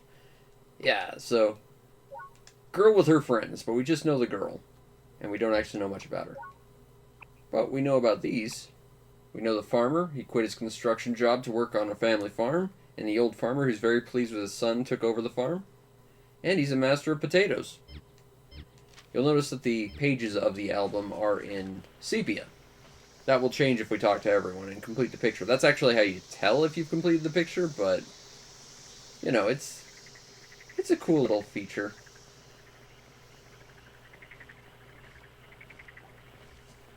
Oh, the sound design is really, really good on this, so I really hope I didn't mess up the volume. But I also know the title screen is really loud. So...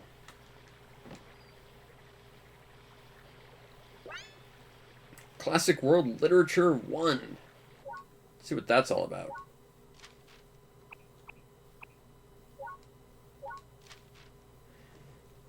An ordinary girl with an extraordinary secret. In fact, though, she wasn't able to tell anyone. She was a witch.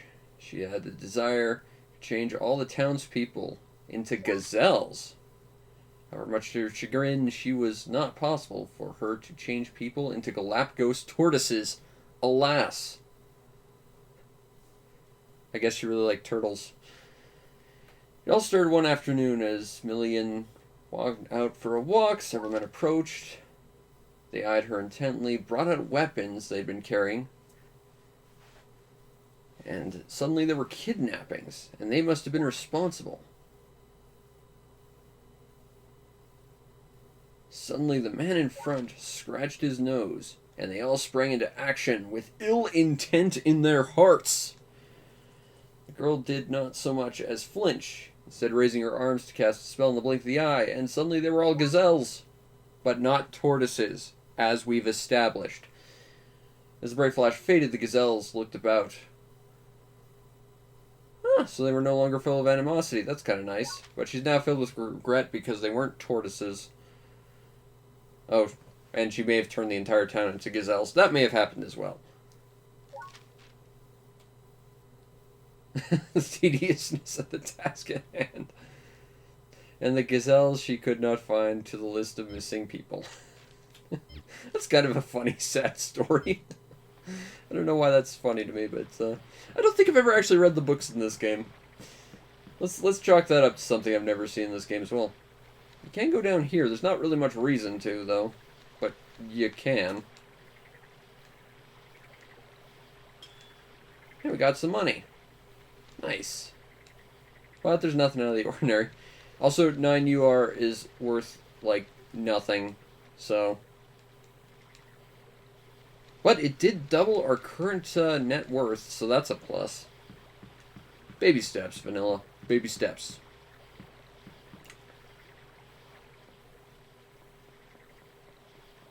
Now, if I recall, when I started reviewing this game back in the day, I kind of said that this game totally got me. It had customizable mechs, it had a cool setting, and great technology. And just infinite content. And the one thing it needed was like a cowboy hat at the start of the game, because this game just needs a cowboy hat. And here's a cowboy hat. This game just gets me. So, we're probably going to be playing the rest of the game wearing a cowboy hat and not looking so much at Vanilla's grungy hair. And what's really cool is every outfit set that you get will actually get added to the album as well. So we can get like a full-on proper cowboy set for Vanilla and actually have them listed in the album as a different outfit, which is kind of cool.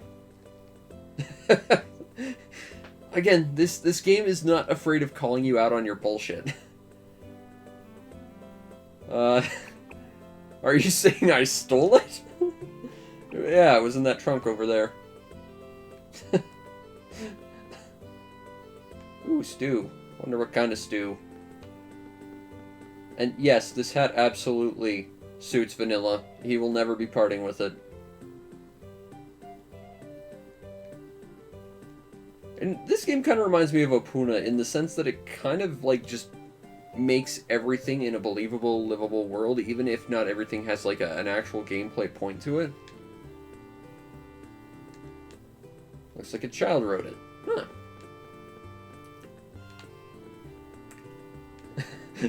Are you saying I stole it? I blatantly stole this cowboy hat and I will not give it back. Vanilla is now canonically a cowboy. Can I talk to the horses? Yes, I can. The horse looks pretty weak. Oh no, maybe I need to feed it some oats. What a healthy looking horse. Why does your horse look so weak? Can I talk to you about that? I don't know if the actual, like, animals affect the album, but for the sake of curiosity, I'm gonna check. That's an innocent chicken.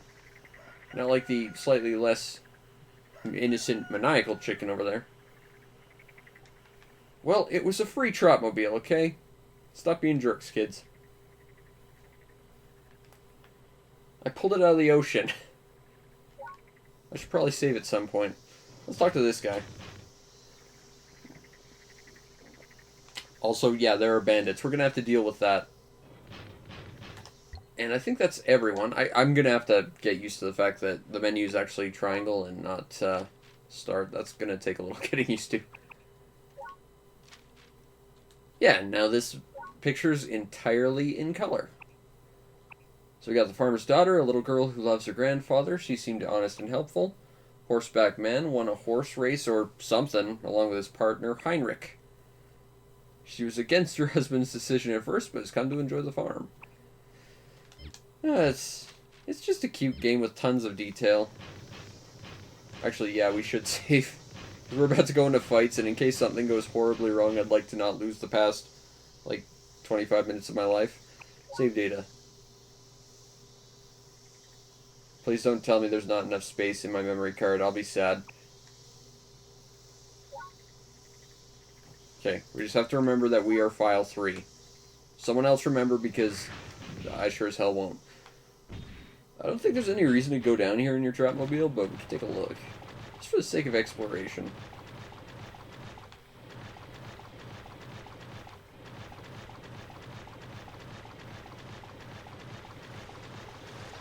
Oh! We can pick up this rock and throw it at that wall. I don't think it does anything. There is a point where you do need to actually, like, pick up a bunch of crap out of a river. I think it's to do a mini quest later on that's kind of obnoxious, and the reward is really kind of underwhelming, but it's a thing you can do. You can kind of see the next area over there. Actually, you can see the next area from somewhere else as well, and there's our little boost. Forgot that we had that. Oh, and I can stomp around the... Obviously. Yeah, eat tree. Stomp, stomp, stomp. This game, it's willing to call you out on your nonsense, and I like that. It's very aware of its players and their actions down to the smallest thing, which is very, very cool. Oh, almost forgot. Huh? I found this next to you on the beach. It's yours, isn't it? So she stole something of ours, by the way. We got a harmonica. We haven't really introduced ourselves, have we? I'm Coriander, but you can call me Connie. Everyone else does. I don't know how you get Connie from Coriander, but okay. You're Vanilla, right? Am I? Get creeped out. How'd you know? What? It was on the harmonica, so I just... Oh. So it is. It's engraved here on the harmonica. That must be how she knew.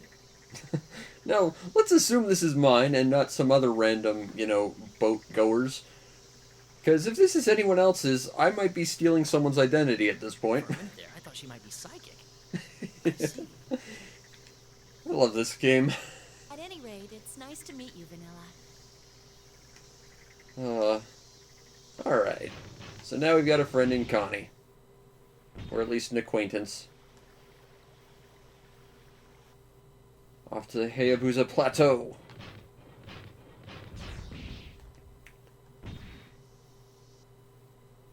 Uh-oh.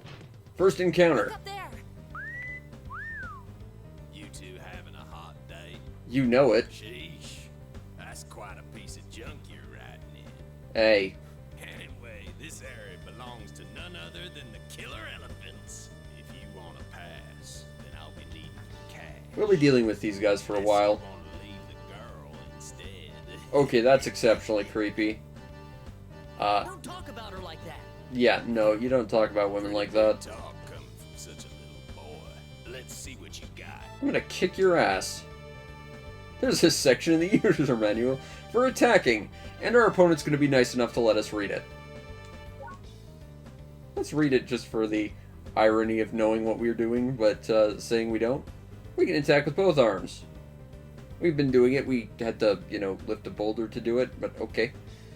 Lock on is square. I actually could not remember what was lock on, so that's good. It's very nice of him to just let us sit here and read the user's manual. Now, as you can see, he's got that big shield on front, which I believe means he takes reduced damage if we hit him from there, which is why we're not going to. And he's kind of done. They get harder.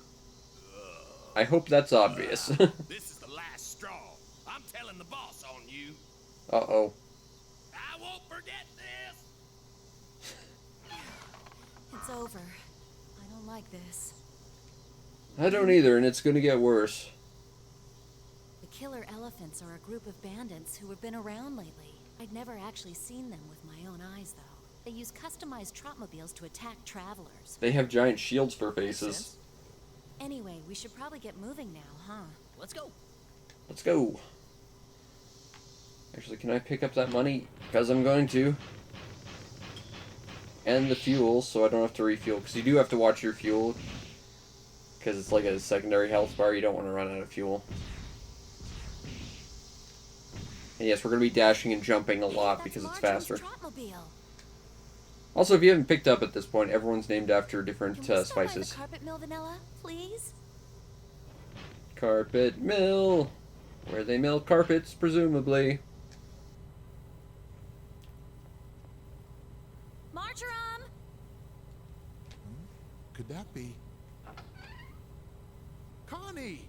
It is you! It is You her. out gathering herbs or And this something? guy. Yeah. Hey, are your drums fixed up yet? You bet. That's good news. But Mr. Peregrine said he wasn't too confident about them. I'll have to ask Dandelion to take a look. So, who's the new guy? Oh, Me. you brought me here. I'm the new I missed guy. the bus again. Cool. How are you? I'm Marjoram. I'm a shipwrecked victim. Now, depending on how you introduce things, people treat you differently. So we're just going to salute, because why not? We should be heading back. Let's go. You get different titles, and people will treat you weirdly if you, do that too many times, or you introduce yourselves in slightly different ways. We have to hurry, though. We're late for rehearsal as it is. You get different titles. It's cool that the game... I'm going to say this a lot, acknowledges, every little bit of nonsense you're willing to throw at it. Talk to the bus driver.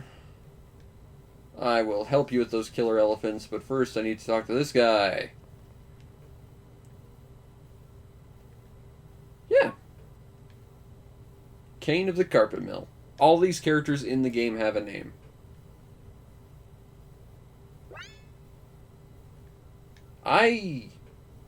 Huh. Okay, I'm going to drop that to number 3 of things I didn't realize I could do. I know you could do that. I did not realize you could get the flatbed to start hauling stuff this early. It's a good way to actually get a lot of money very quickly. So, yeah. I guess we're going to be making a little bit of money on the side now. And we just started, which is pretty cool.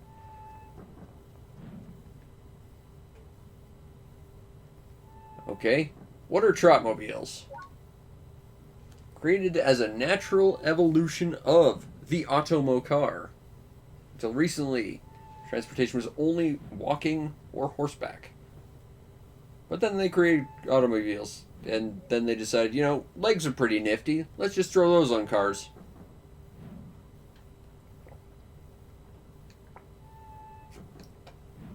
How do you customize them? Frames can be mixed easily. Although in this game, I think there's only like 5 frames? 4? Something like that. Frames can be changed at garages and various pit stops. Keep an eye on your fuel. You won't get far and empty. How do you color them? No, I don't like my color of Trotmobile. You can even design a license plate logo to match your favorite color frame. That's very true. You can also collect a bunch of them. Nope. Oh, wait, what was that about license plates? Plate designs are like a family crest, but for cars.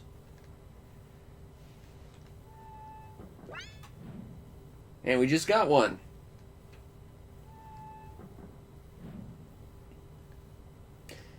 Yeah, it's definitely a game where you have to, like, talk to everyone multiple times, but it's well written and well acted. And this guy's very weirdly suspicious. Basil question mark.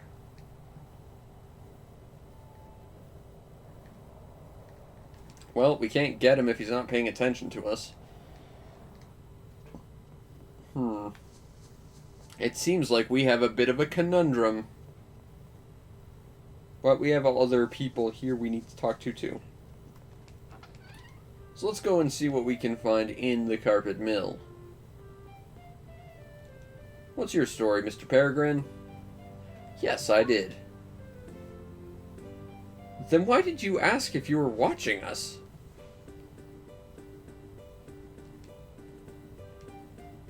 Ah, so he's actually going to give us some weapons right off.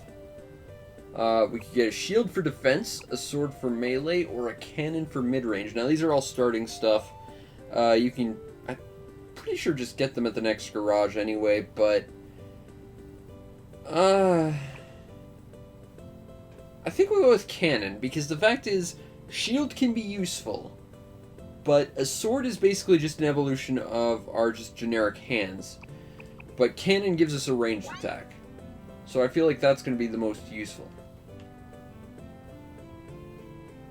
Also, we need to, like, check everything to get all sorts of flavor on everything and find books and stuff. Because this game is ridiculous. Neo Manufacturing. That might be worth a read. Also, we're snacking currently because we haven't eaten in a while. Transition of the industrial engineering. Discovery of black gold oil in the desert a century ago has affected the industries dramatically. We're building up proper world building here. Shift increases productivity to the cottage model, developed into engineering, invention of the Automo car, and then the oil burning vehicle brought us to the Trotmobiles, as we have previously established. Scant half-century ago, Dr. Nutmeg used the accumulated industrial knowledge to create the Trotmobile. And oil has become very key to this industry. So oil is important is the short version of this story, which is pretty accurate to life, really. Let's go up here.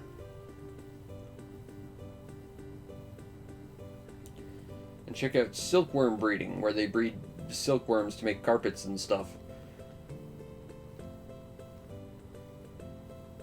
But they can't breed spiders to make, you know, ridiculously intensively strong silk, because you can't keep spiders close to each other.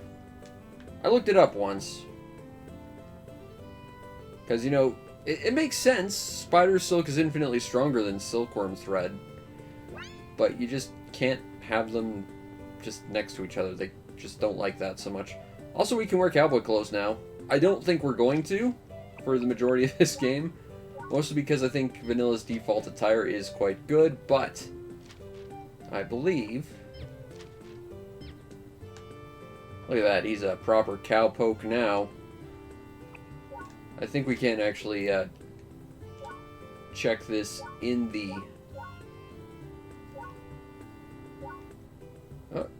Nope, I guess not. We might be missing some cowboy boots or something. We are slowly building up the album. Very exciting. I'll have to take a look at this as we go. Let's throw back on our classic vanilla outfit. Yeah, I think we're missing some, like, cowboy boots or something. But we're good. And we have some very loud sound effects in the background. These two just do not want to, The two on the ends are competing with each other, which gives a lot of strain to the person in the middle.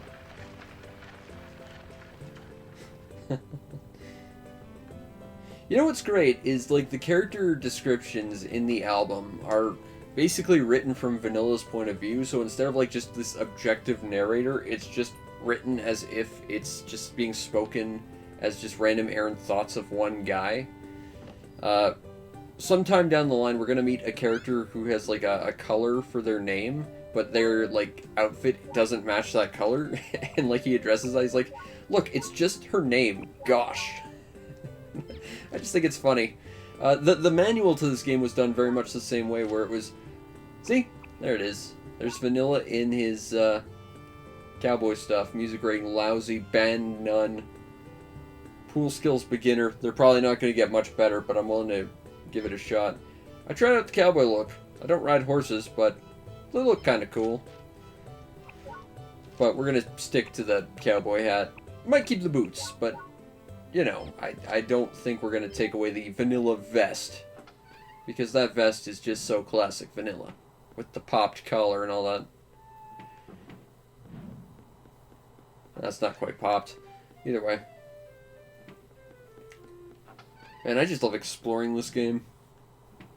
I don't care how interesting this might not seem. Talking to myself. View's great. Let's take some time to think. I don't remember ever doing this. Number 4 thing I've never seen before in this game. I think it's important we reflect about myself, because we don't know Connie and the others all that well.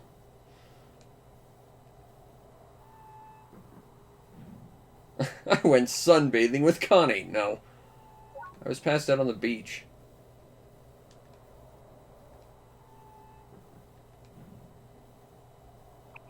Pretty sure we were on that ship. I think we can assume this.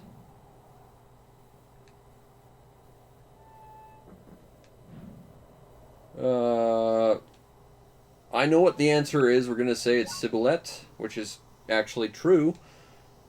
I'm surprised I remember that because it's been a while since I played this, but... They are musicians, in fact. Spoilers, we might end up being one too, because as you saw in the album page, we have a band name of none currently. Unfortunately, we can't pick our band name, and we can't pick our band. I'm pretty sure we're stuck with one, and we can temp sub in for a second one, but that's about it. Carpet mill, dining area. Alright. It's been pretty dry lately. Hope nothing's wrong. This is important. Yeah, so you get hungry, and as you get hungry, first of all, your stomach will rumble a whole bunch, which actually affects gameplay in very minute, subtle ways, but also your running speed decreases really, really fast, which is why it's always important to keep a bunch of bread on you at any point, because the slowdown just kills you. I mean, if you want to give me a free snack, I wouldn't say no, but I guess you're not doing that? Okay, well, whatever. Alright, so I guess we gotta go deal with Basil question mark now, I guess. Because he's being a weird creeper. I do like that claw hand on this robot. What we got here? We got us. A lamp. That'll be important, I'm sure. He did give me a cannon arm. I'm gonna need a carpet bed as well. I've got one of those. I'll bring it in before I go. And there's just so much to this game. It's huge. Now, I don't know if you saw before, but the windmill, that's right there. You could see it from the previous area, Egret Brooks. And from here, you can see the next area right over there. Well, the next two areas, because there's like the river area that's next door, and the town we're ultimately going towards over there. This game really does like to feel like a giant interconnected area where you can just see stuff all over the place. This world is huge and believable, and I'm just gonna gush forever about this game. So there's some French bread, not just a developer for awesome fighting games, but also delicious food. The slacking guard is tired.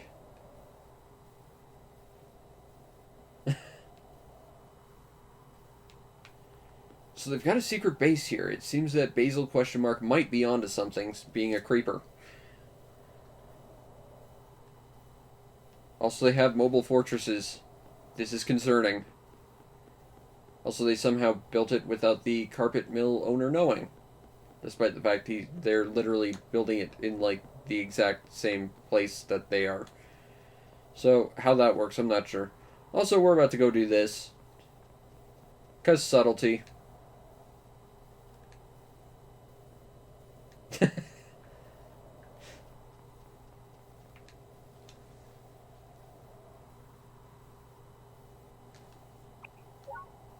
Nah, I'm just walking by.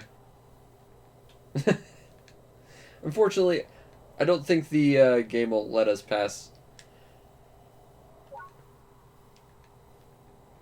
I'm kind of surprised the game doesn't call you on that. It's like, well, you just told me you weren't going to. Well, obviously we're going to be rude because we're a rough and tumble bandit like this guy.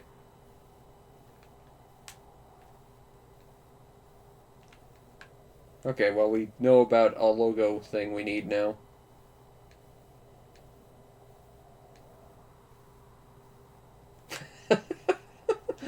I don't think they're going to see you duck, considering I'm standing right in front of you talking to you, Basil. But, okay. Man, I love this game. It's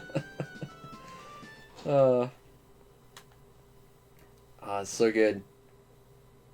You were talking to that guy over there, weren't you? I was trying to get him to move. What did he tell you? I lip-read something about an elephant logo. That's impressive. Also, you've got a very obnoxious voice. Are you Basil? Huh? Yeah, but marjoram and coriander are waiting for you. Oops. I'd better get back. You're being a creeper, Are you dude. a friend of theirs? Yeah, let's salute. Same to you. The name's Basil. But you figured that out. Well, Okay. catch you later, maybe. Catch you later, maybe. Man, this game is too good. This game should not be capable of being crafted by mortal hands, and yet it exists. Now that we're all here, let's get going. Let us indeed get going. Trotmobile only seats 2. Someone's gonna have to ride in Vanilla's Trotmobile. Sweet ride, huh? Obviously, we gotta be proud of our ride. Seems a little junky to me. Oh, shut the hell up. Well, someone abandoned. Hey. I don't think it's so bad. Anyway, who's riding with who? Well, obviously, we're taking Connie. Hey, Connie, you want I don't like Basil. Sure, sounds like fun. He's annoying and a creeper. Okay then, let's roll out.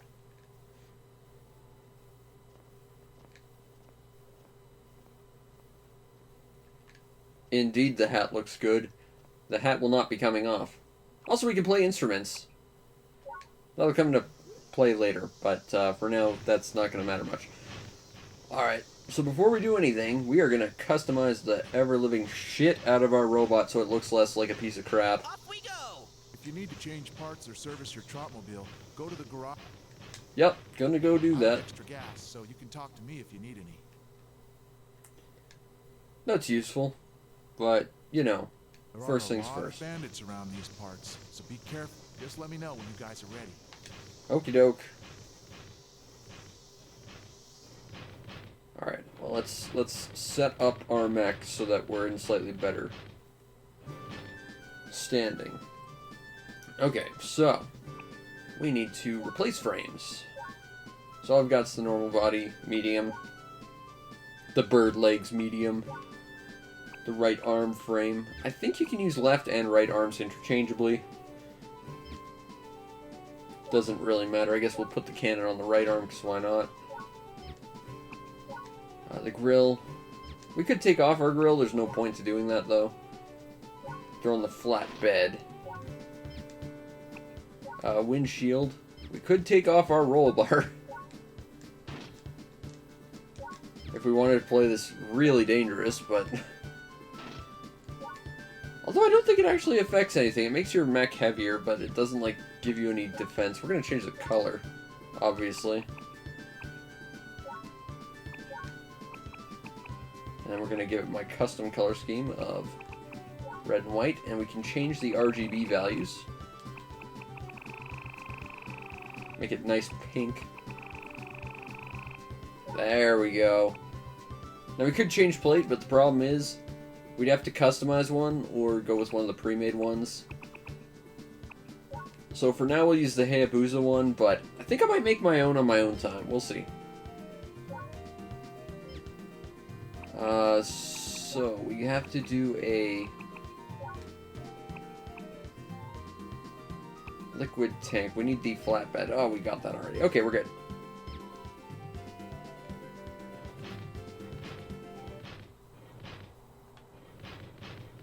Alright. So I got the flatbed. So load up those carpets. 3 loads of carpet. Take these to the Siberian Musk Hotel in Nefraburg. Ask for Jacques. Keep it quiet. He'll know what to do. This suddenly seems kind of shifty, but whatever. We're moving dead bodies, aren't we? Yes. I'm ready. I think we're good. I don't think we need that much fuel, so we're probably fine. We're just going to merge our mechs there.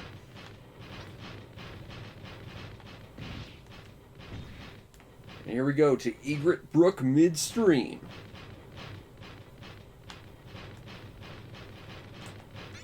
Okay. So let's try using our cannon on. A really nice scream when you kill them. No, don't look this way. I was trying to... That defensive shield they've got is no joke.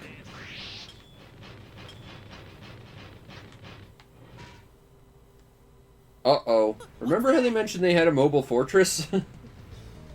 So yeah, they have a mobile fortress.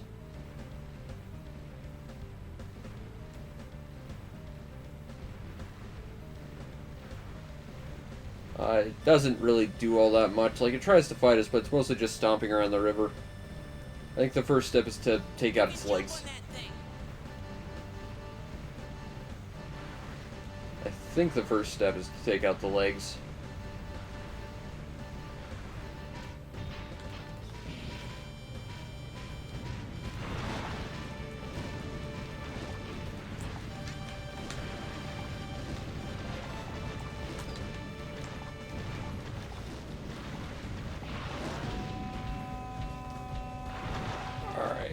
Yep, get on down here.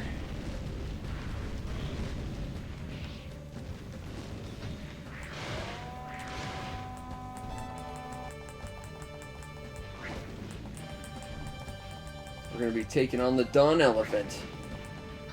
Big and imposing, but it's basically just an extended tutorial. It's not very hard to fight.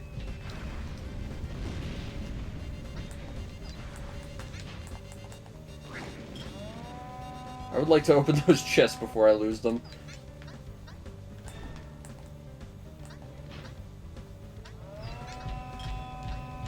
There we go. Now we can blow this thing up. You almost have them. Another big scary skeleton hippopotamus. Bonk. But they're dead, so it doesn't matter too much. And all that remains are its feet. I think you can take too long and they will actually destroy that, like, this bridge. You can kind of jump across it, so it's not a big deal. But I think if you take too long, they can destroy it. But either way, we dealt with that. It's fenced off. Danger no trespassing. I think this is a shortcut we can take later, but I'm not sure. Also, there's a poor old car here. We can use this as a ballistic weapon, too. Has some nice scrapping sound effects when you explode it. Woo!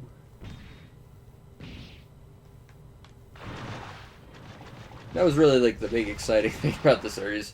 You know, there's a mini-boss you can fight early on. Other than that, it's pretty uneventful. There's going to be a few more guys that pop out of the walls. Or there should be. They might not show up because we fought the mini-boss, though. Oh, you're there.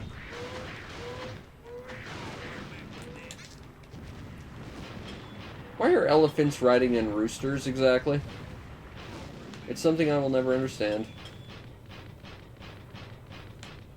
I would like that gas, thank you. Is there anything down here I can pick up? Any interesting, like, hidden chests? Anything behind the waterfall? No, doesn't look like it. That's okay.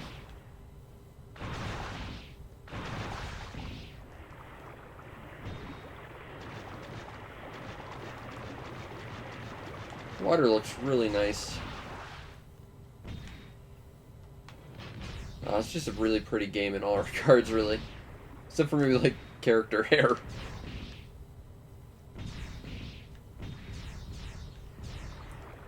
Want to give me a little bit more fuel? I guess not, because we're almost there.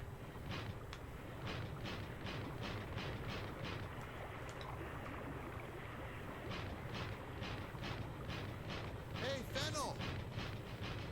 Hey, it's a blue thing with a giant missile launcher. I wonder if that has any connection to a blue thing that fired a missile earlier. You were late too, huh? Yeah. Definitely looks suspicious. Doesn't matter now, though. Let's get moving. Sure thing. Come on, Connie.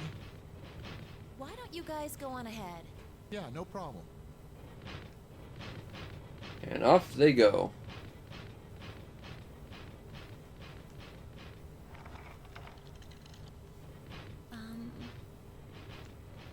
This is kind of awkward. Do you remember what you said about a blue thing firing a missile? Yes, I remember. Of course. Do you think the blue thing was a Tropmobile? I think it was that specific Tropmobile. Yeah, it could have been. Okay. Well, never mind. It's nothing. I'm pretty Oh, sure it's not one other nothing. thing I wanted to tell you. Thanks for bringing me here. I know we just met. It was really nice of you. Do you have any plans after this? I'm just curious. I mean, I'm a shipwrecked survivor with no memory. I don't really have plans. Not really. Oh. Why don't you come over to my house? I think my mom would like to meet you. Sure, sounds good. Just follow me.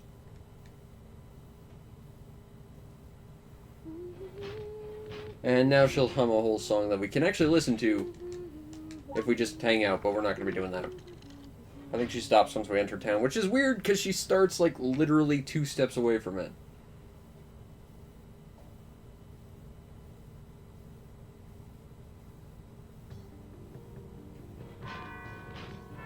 But we made it to the first town, the town of Nephroburg, which means we no longer get full control over our mech. Let's go to my house. We have okay? to Just abide right by next to the Nephro Bakery. traffic and traffic signals and stuff. So let's go to the bakery.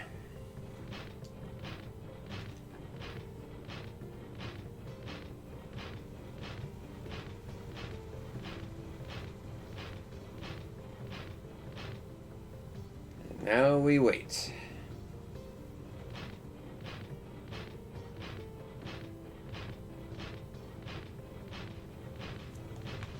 Well, we can spin the camera, I guess. We can talk to all these people I want to. And there's different people at different times of day. It's so exciting. But, you know what? We've been here for an hour. We've had a fairly exciting start. I think that will be it for now. It's almost 5 a.m. What's up, Internet? We are back with more Road Trip. We are here to drive around town. What we do today, who knows? It's an open road in front of us, and we're gonna go wild. And by that I mean, at the very least, we're gonna get some money for having to drive around this stupid coffee sign. So let's do that thing first. I genuinely would love to turn down the actual sound effects, but I don't think there's any way to. It bugs me, because I would actually like to turn up the music and turn down the everything else, but I don't think that's a feature in this game. It's 10 FAF for every mile. We earned a little bit of money. Not a lot, but we'll get more with, well, obviously more miles, but we can also get a different sign to do other stuff as we go, too. Now, if I recall, I would very much like that coin. Very much like that coin. There we go. Alright, I think we were just following this road and seeing where this takes us, which I think will take us to a nearby town, which will be pretty exciting. See what that's all about. There's a sign for Fuji City. That sounds like a place we want to go, so let's go this way. Since driving into the ocean didn't exactly work so well for us last time, although there are points where you want to do that. I'm actually not sure where I'm supposed to go at this point. When I first played this game, I ended up kind of glitching to a different area altogether. So we might end up there, but I'm not sure. It wasn't Fuji Town. I do remember going there, but it was super late when I first tried to play this game. I just want to know what that big glowy thing is. I think that's a photo booth. Well, we gotta go get it, obviously, because it's a thing, right? Gotta get all the things we can. Gotta go collect all those jewels for Professor Jones. Which might be a reference to a movie. I think he was Lara Croft's father. Alright, let's go this way. And hopefully, this time, get ourselves a new photo. Woo! Physics. The physics in this game are very special. It's very exciting.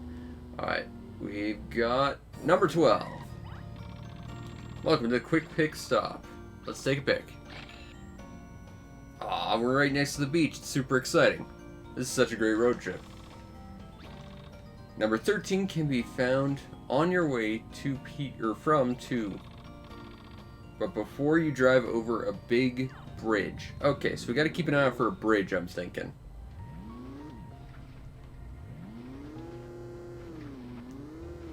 I mean, ultimately our goal is to finish all the racing championships and stuff, but yeah, it's a pretty far away goal. Right now it's just, you know, drive around and see what's going on. Which is fine. I'm really gonna see if I can do something about the sound. There might be something to do in, like, the main menu off the start screen, because it might have a slightly different set of menu items. I'm not sure. I think I saw a coin over here. I did. Boom. We are such good road trippers. Alright. Woo, physics. Alright.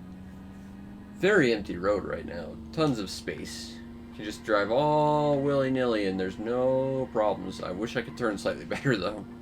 We might have to work on our upgrades a little bit as we earn a little bit more FAF. Although I think there's a car body in Fuji City I might be interested in, if I remember correctly. Oh, I see a big bridge, which means our thing we're looking for should be around here. So let's keep our eyes peeled for a thing.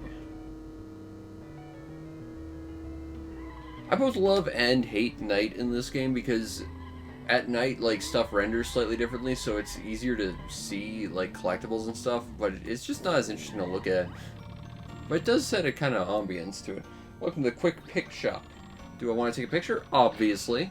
Boom! The Island Bridge. Number 14, located next door. They really had trouble justifying that there were so many of these. I see that in this game's design a little bit. In fact, I think there's 4 of them right next to each other looking at the map. Alright, let's take a picture. Boom! It's Island Bridge at night! It's located right behind this building. Oh, you guys were really dead set on having this many things to collect, weren't you? Alright, fine. We'll go. Reverse. Oh, that's number 16. Oh well. Let's take a picture. Boom. Ah, it's the Bridge of Night. So mysterious. 17. Northwest direction of Part Shop in Fuji City. Alright, we gotta keep that in mind. So we are making some progress. But first, gotta take this one. Boom! Oh, there's a wind farm up there. We should go take a look. That's where I remember kind of glitching and I think doing the world slightly out of order. But if there's a wind farm up there, we should go take a look. But I think there might be some collectibles around here. Might be worth taking a quick look before we go to the wind farm. Whoa, because I do think there is something on the beaches around here. Like that. That looks suspicious. Let's grab that. Oh, and I think I see a coin too. I do believe that was one of Dr. Jones's things. Let's check our notebook, I think. Wouldn't be there. Wouldn't be under stamps or results, I don't think. Items. There we go. So we got the topaz. And local peach wine. And lots of faff. You need to have as much faff as you possibly can. Just in life. Faff is important to have a lot of. Alright, let's go check out that wind farm before we go across that bridge, because that's clearly where the game's hurting us. But the wind farm, if I recall, there's something to do about that place. Woo! Physics. Because I remember there being kind of like a sub-quest involving the wind farm. So let's take part in this. Because we're on a road trip, damn it. We have to go see some sights. And get, like, lost on our path to life. Maybe collect more coins. And I think there's a photo booth right here, so let's go here. Because we need all the photo booths ever. That's not the button. Number 85. Might have been taking these a little bit out of order, but, you know. Let's do it. Ah, so picturesque. I wish it was daytime so we could actually see. Take the road further east. Noted.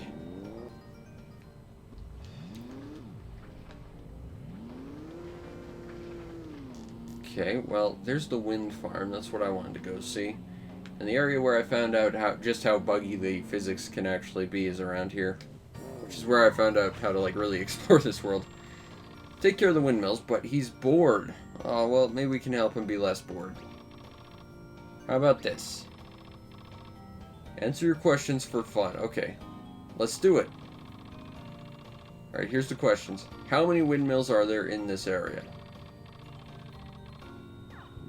Alright, well, I guess we can't just blindly guess. At least at first. So let's take a look. Because we are here to count windmills now. That's our lot in life. Oh god, there's a lot of them. Okay. So let's do this scientifically. 1. Every one we pass, we'll count another one.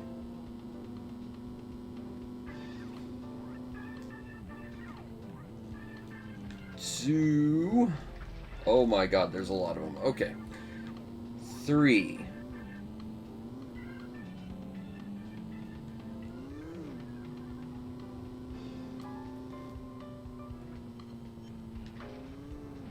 4. 5. 6.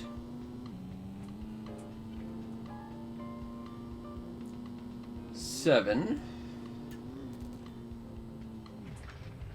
Okay. 8. We're at 8 so far. I think this might be the same one. Oh no. 9. 10, 11. That's the same one, isn't it? We've been circling the same oh my god, I'm dumb. Okay. There's probably got to be a better way to do this. And it would probably involve being able to actually see what I'm doing But since my cat is distracting me and he wants out, let's throw him out and then try and do this proper. Okay, Mr. Cat. Go away now. Alright, so the whole passing things and counting to this side didn't work because we could not figure out where we were spatially and circled the same 2 repeatedly. That's embarrassing. But let's take a look, okay? So there's 1, 2, 3, 4, 5, 6, 7, 8, 9, 10, 11, 12, 13, 14, 15, 16, 17, 18 at least. I'm seeing 19, I think.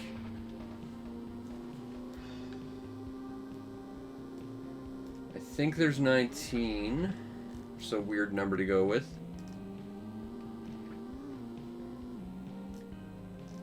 There's like 4 here. And then 1, 2, 3, 4, 5, 6, 7, 8, 9, 10, 11, 12, 13, 14, 15, 16. It's very hard to count at night. It's nice because you can see the blades, but it's hard to figure out what the actual amount is. I'm going to say 19 and see what he says. Let's just take a blind guess. That was my first go. We'll see.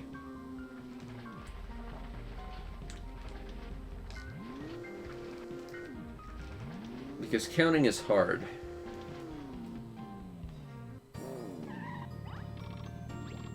Okay. I counted 19. There's 0. I'm glad I can say that, but counting's hard. Let's try again. It's only 4:37 a.m. It's not like being able to see would help. Okay, 1, 2, 3, 4, 5, 6. Okay, so 3, 4, 5, 6, 7, 8, 9, 10.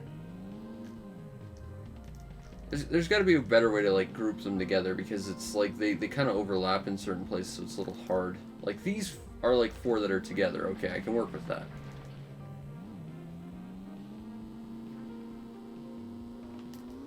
Oh, hey, there's a coin. See?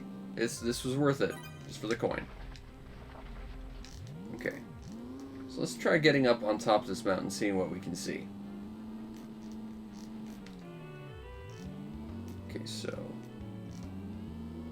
there's 1, 2, 3. That's not reverse.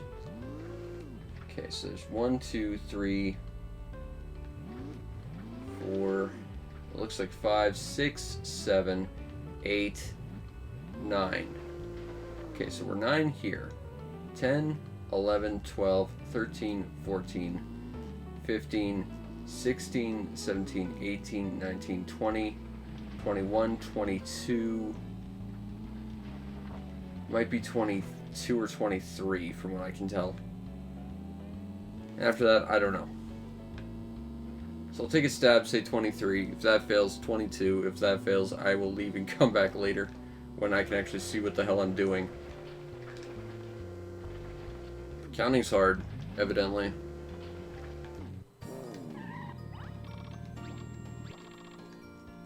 Okay.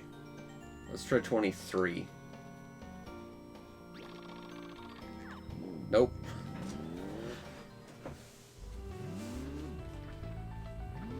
Okay. Last chance. Hail Mary, 22. Maybe I miscounted. If there's more than 5, I can't count that high, evidently. Alright, so there are 22. I got the right answer. I got a fantasy horn. Oh, hell yeah. That was great fun. Thanks, guy. Guessed is the correct term there. Because evidently I couldn't count them. Alright. Oh, hey, and we actually got some light, so we can see what we're doing now. That's a plus. Yeah, right about here is where I learned that the physics in this game are, special's a good word for it. See if I can make it happen. So I gotta find the right, like, angle for it. But it's, like, right around here. And for some reason, reversing, like, gives you a weird angle, and then you can just drive straight up the wall. And you can make it all the way up there. And that's actually how I managed to first explore this world, was just, somehow I kind of glitched up the wall. And that took me to a whole place that I'm not actually sure how to normally get to. But I think where we were supposed to go is down this way. I kind of like the lighting right now, though. It's still twilighty, you can see the stars, but you can actually see what the hell you're doing. It's good lighting right now. Bravo, road trip. Sliding. I wish I had slightly less slidey tires. I want to check around these boxes, see if there's any coins, because I feel like coins would hide in these boxes, or collectibles.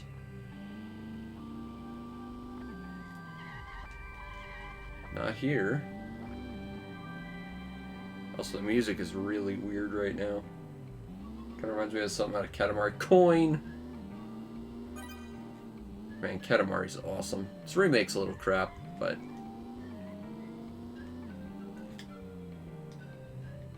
we got some, like, panpipe on the radio. Sounds like something out of, like, a fantasy adventure.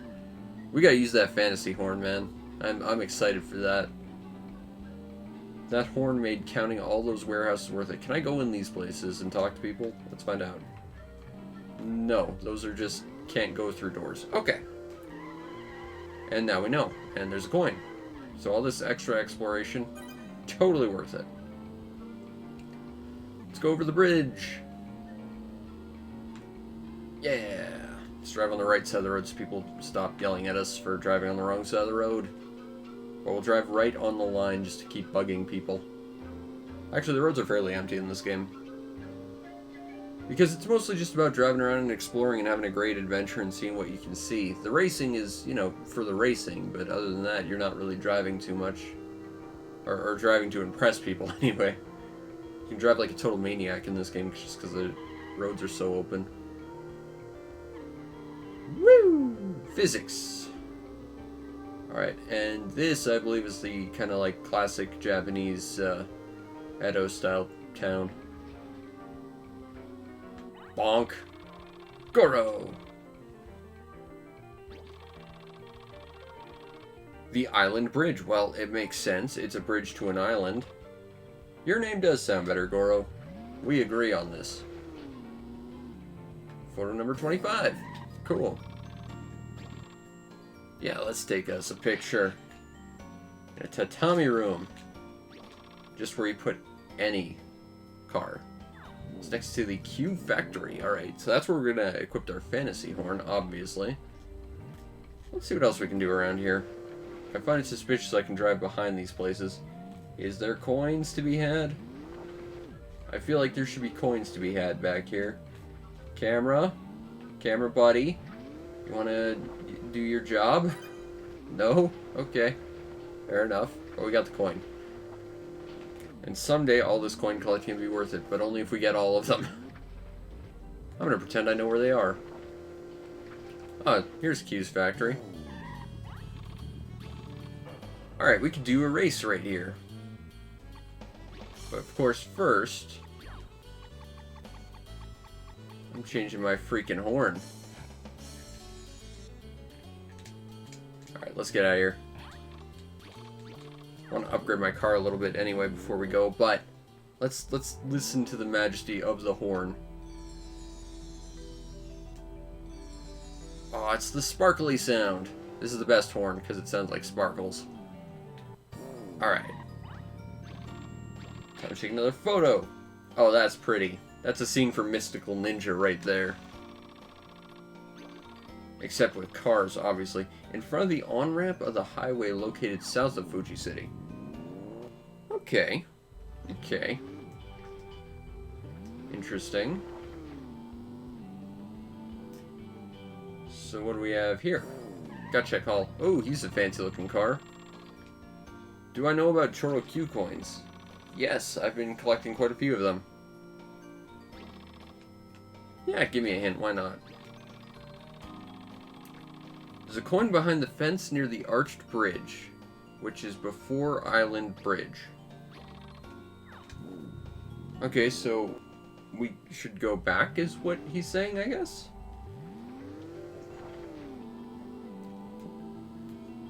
An arched fence. I see it. Okay. Let's be careful. Let's just be super mega caref. And not fall into the ocean, because as we've established, that's not how we want to do things. If we can help it. At least until we equipped ourselves with some, you know, amphibious equipment for our car. Let's see if we can get another hint from the barkeep. Yes, please give me another hint. There's a coin in the pond near the dumpling cake shop. That sounds delicious. The cake shop, of course, not the coin. I'm pretty sure the coin would taste like a coin. I might be wrong about that. Alright, what do we got here? I'm glad you're here. There's something I'm concerned about. Well, lay it on me, brother. Yeah, I'll give you some advice. Concerned about his grandma. I'm actually in the currently existing the same area of mentality. Although she does not work in a field. You should prepare crow food. No, you should get a dog. Come back later. Well, there is a passage of time in here. What exactly does come back later mean? Do I just have to come back in? Huh. Yep. Just come back in and see what happens. Okay. You made friends with the crows. I got a policeman's club? Now, can I equip that to my car to smack other cars? Also, that looks like a sigh more than a club, but... Now, I assume that's just an item I need for something. Common gift. Might look good on the wall. Okay, so we probably give that to someone for something. Is that a fire truck? Fire truck, fire truck, fire truck, fire truck, fire truck. Join me in racing, fire truck man. Brian.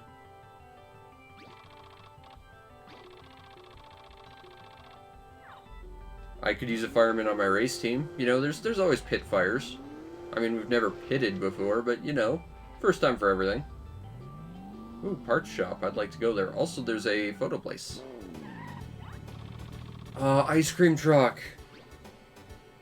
Alright, so let's see. What do we want? Well, honestly, I can see myself buying a lot of stuff here, but we don't have the money for it. Air horn. Yeah, I'm not buying that. We'll come back. Because right now, I want a new body. And I think there's a good body that's in this town if I remember. We just gotta find the body shop. Yes, I want to take a picture. Boom! Right in front of the castle. East of paint shop in Fuji City. And over the flight of stone steps. It's located southeast of Iwasuke's house. Okay. Okay. I should really be taking notes about all this because I have the memory of a goldfish, but we'll figure it out. Probably. I mean, eventually we're going to try and get all of them, maybe. Alright, is there a coin behind these buildings? There's not, and I'm disappointed in that fact. But I do believe there's another photo shop around here. Not to be confused with the excellent photo editing program Photoshop. But I mean like a shop that gives you photos. Boom! In front of the Torii. And I should pay attention to that hint, but screw it! Alright, let's go this way. Maybe there'll be something cool up these steps. Or, you know, ramp, because car. Although I did play a Chorokyu game that did have, like, steps, and they were really awkward to drive on. As you'd imagine, because you're a car. Okay, I'm seeing an interesting little gray blobbins on my map. And this print shop. Let's see what we can do about this. I'll take a photo. Boom! Nice. I do like my picture. Found south of Q's factory in Fuji City. Well, I think we were already there, because I'm pretty sure we already went to Q's factory. That's where we changed our fantasy horn. That makes sparkle sounds. It's the best horn ever. Aha! I'm starting to pick up the logic of this game. Alright, so let's see what this building's all about. Oh, there's a car. We should talk to him. Get back here, Mr. Car. I don't want you to get away. Oh my god, we're gonna drive off the cliff, aren't we? Shinsaku.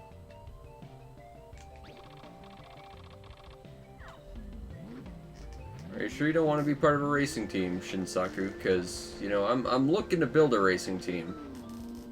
Oh! Okay. No, I guess he just doesn't want to talk. I mean, you know, credit where credit's due if you don't want to conversate. But, you know, I would have appreciated you not dragging me off a cliff with you. That would have been nice. These trees are so pretty. I mean, they're pretty boxy, but I mean, they're pretty to look at, too. They're a product of their time, damn it. Alright, so let's see what that weird gray blobbins on our map is all about. Because I know what the black blobbins are. Those are the photoshops. Green are sometimes drivers, but sometimes not. What's the gray one? Fortune telling? Yeah, why not? I pick the third one. Fair luck. I think we can do better. Fourth. No, I don't like little luck. I want big luck. 6. I think these are all, like, generic answers. Bad luck. Are these predetermined? They are not. Okay, well, worst luck does sound like my actual luck, but... I want best luck.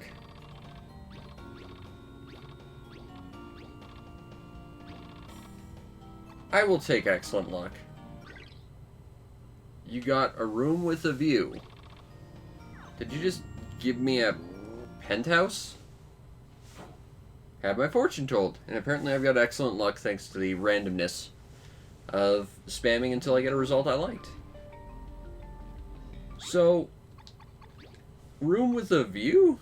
What? Garage interior. You can see the mountains. Oh, so we can modify our garage? That's actually pretty cool. I didn't know you could do that. Alright, cool. It's a big tour bus. Police chief and Ichigoya owner told me to guard this place, so I can't let you through. Okay, well, maybe I just want to pray for good luck at the shrine? Can I do that? I don't think I can. No. Okay, so it sounds like we might have to talk to the police chief. I just want to see if there's any coins around these buildings. Doesn't look like it. Which is fine, I guess, but I'm not liking this guard fella too much. Got the coin.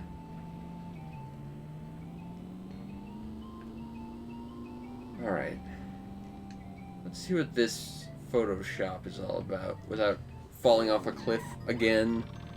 Because my adorable little car can't take that much damage. I mean, it can, but...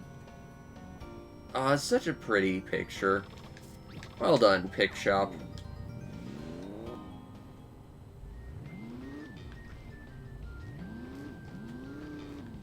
Oh, let's see if there's a... I see a car that's driving around. Ah, I knew it. I wonder if I can just get around here. Oh, yep, I can. I don't think I'm supposed to be able to, but I can. Whoa. Whoa. Going around those vertices, this game doesn't like that so much, but we can do it. Because physics. It's just physics. Don't worry about it. Don't worry about it when you could just physics. Okay.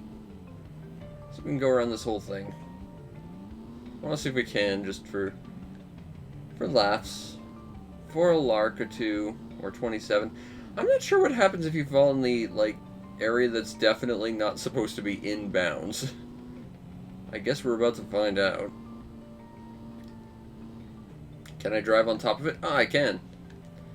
Well, it was damn good of them to give us some collision. It would suck to be stuck behind that and, like, behind an actual wall you can't deal anything about. That would suck. So they did a good job. Good work. Ah, Shinsaku. I don't care to talk to because you dragged me off a cliff and were kind of a jerk. Paint job. Don't need that right off, though. I could use some body work, though, if we can find a body shop. And more photos. Gotta get all the photos. Yeah, we're taking a picture. Boom! Head to the shrine in the western section. I already got that photo. That was a really nice one.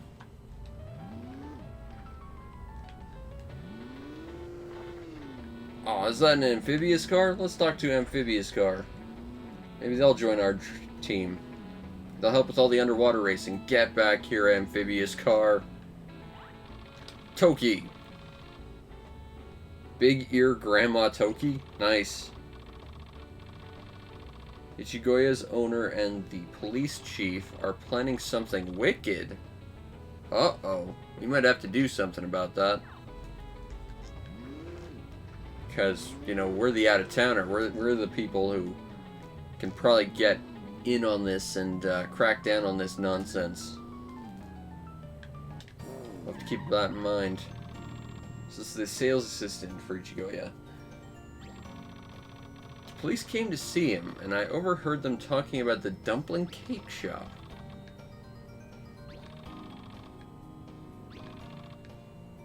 Well, it sounds like we're on the lead to a cake shop. And maybe some cake, because cake is delicious. And I haven't had cake in a while. And I like cake. Matsugoro. It's a pleasure to meet you too. There's a rumor that the daughter of the dumpling cake shop was kidnapped. Well, that's concerning. I wonder if that has anything to do with the people planning wicked things. The best noodles ever. I could go for some noodles. Don't come if you're not a customer. Alright, so this is an upgrade to the coffee shop sign, basically. It'll give you double the faff that the coffee shop sign will give us. Yes. Boom. Nice. Oh, we can have our friends wear it too, so we can actually equip our racing team with this so we can make a little bit more money. That's pretty cool, actually. Right on. So let's see what else is going on here. Uzumasa. He's an actor. Want to use a relief in a drama, but can't find a good one. Okay. I feel like that's probably not translated as well as it could be, but I will keep my eye out for relief. Body shop, this is what we're looking for. Alright, body shop guy. I'd like new body. Alright. Let's see. So we're looking for something that looks pretty good. Something stylish. That's not bad, but you know, you gotta pick the right one. If you don't, you're just gonna look bad, and you're gonna start off in an orange minivan and hate your life. And we've already gone down that road. Also, we're taking this because it's obviously an 8.6 Torino. And we're gonna turn this as much into Initial D as we possibly can. Obviously. But, I've said it before, but all the Chorokyu designs are actually based on actual cars, and that is the Toyota AE86 Sprinter Torino body, so yes, we are absolutely turning this into Initial D. So we're going to be driving cars sideways around corners. Okay, so they're going to build a modern city called My City. Uh-oh. It sounds like there might be a customizable city in this game. I'm not gonna lie, I was unaware of this. That would explain all the people saying, hey, if you know a place that needs all this stuff, you know, let me know. Also, there's a car coming. Let's talk to this car. So, hey, race is like the wind. He probably joins you if you get a high enough racing rank. He's probably a better racer than most. Alright, well, we've got a body. So, I'm thinking we go back, we buy some other parts, and we try and take part in a race. That sounds like a plan. And we try not to spill the water as we drift race around this place in our Torino.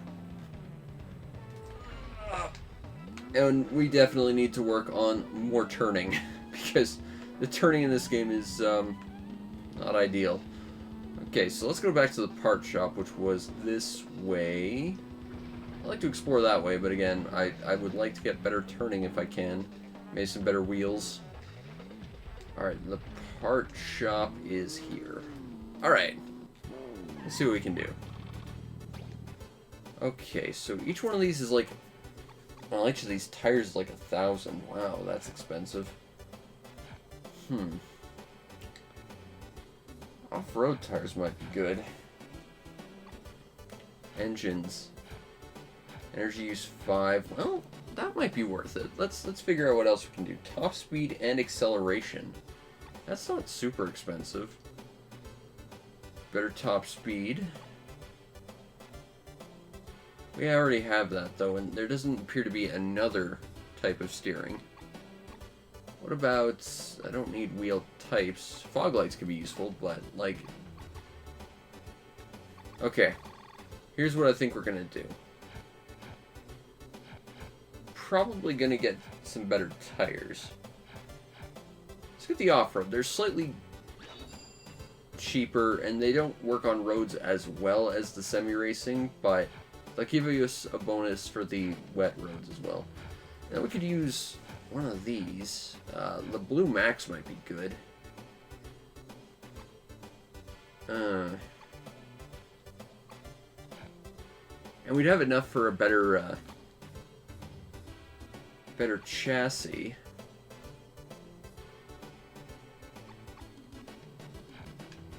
Alright. And let's buy the better chassis as well. And that's basically all our money. So let's see what that does for us as we go into the proper race. Or at least the first race of this town. So we gotta go to the Q's garage. That's not what we're looking for. That's the photo shop. I wish we could get slightly better steering. That's kind of my top concern right now. Because, honestly, I'm more interested in just faffing about the overworld than anything, but not being able to steer terribly well is a little obnoxious. Okay, so better off-roads and some wet roads covered. So that's better than what we have. Engine.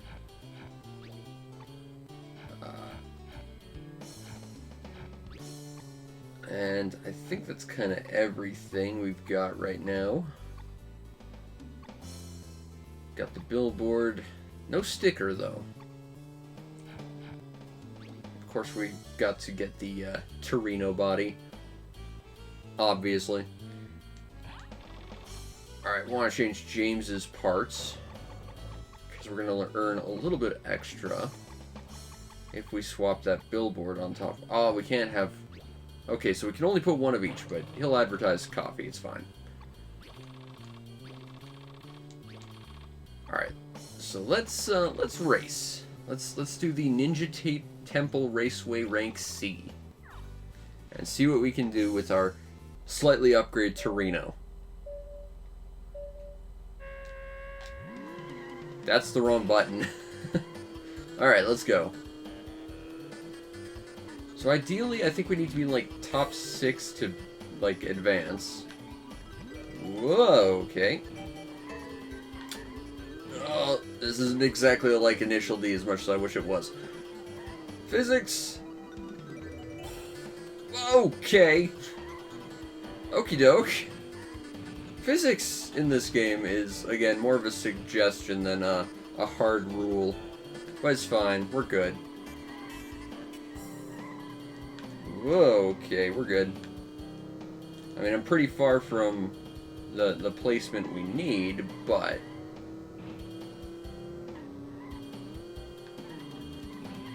I think we got a wing that might help, because that'll help keep us on the ground a little bit more. I think our lighter weight's kind of keeping us airborne a little bit more, which isn't ideal. Whoa, okay.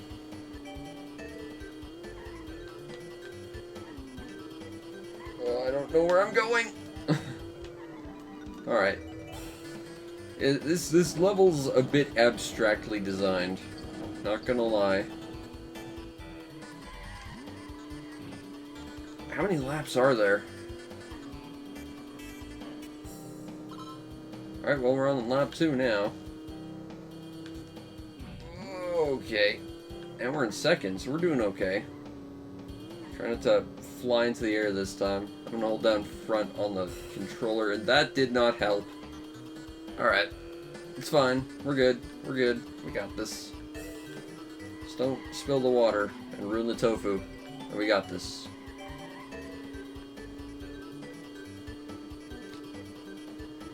Whoa, okay.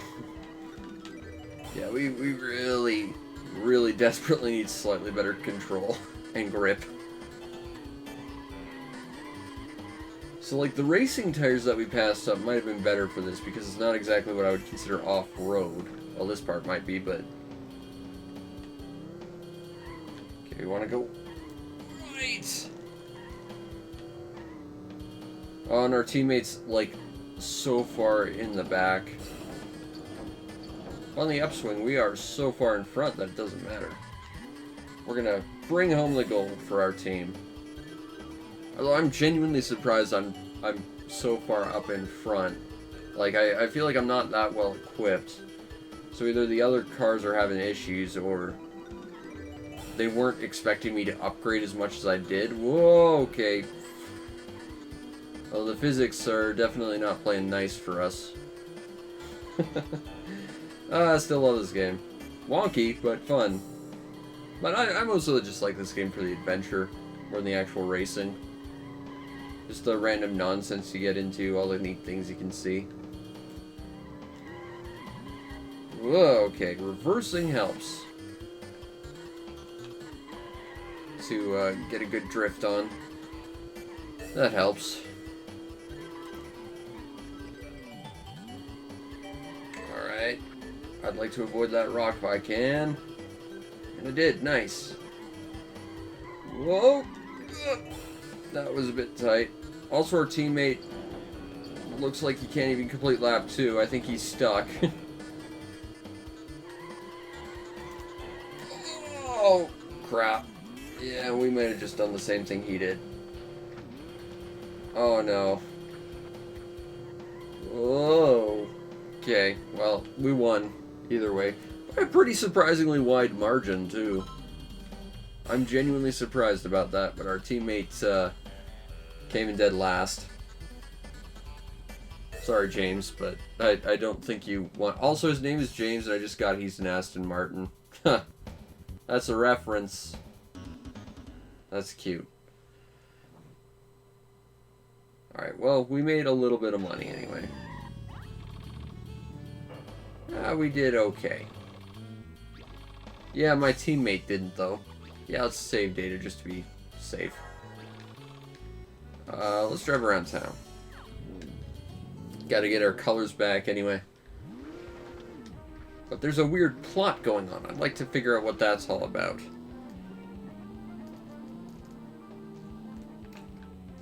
And there's a couple paths we haven't explored just yet. Now, if I recall, the paint shop is over here. Yeah, there it is. Okay. I would like to paint both, please. I can modify James, that's kind of cool. Alright.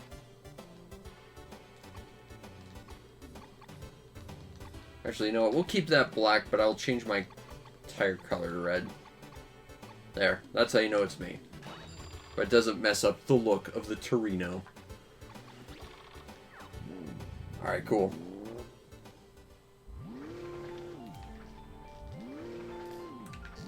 Let's see what's over here. I'm curious what this little path is all about. Because we still haven't found the dumpling cake thing, shop, place.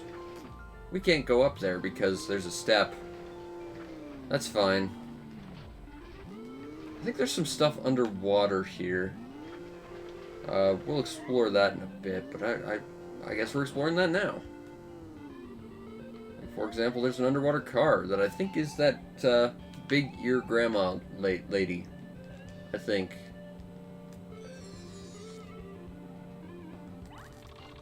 Nope, it's Kyokichi. The king is inviting people to play a fun game. Okay.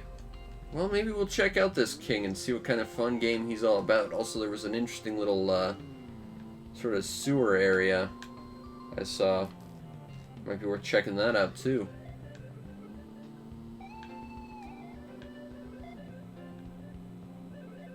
And also there's a key, or a coin.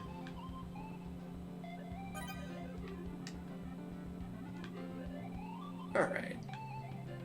We could use that money that we just won in that race to further upgrade our car.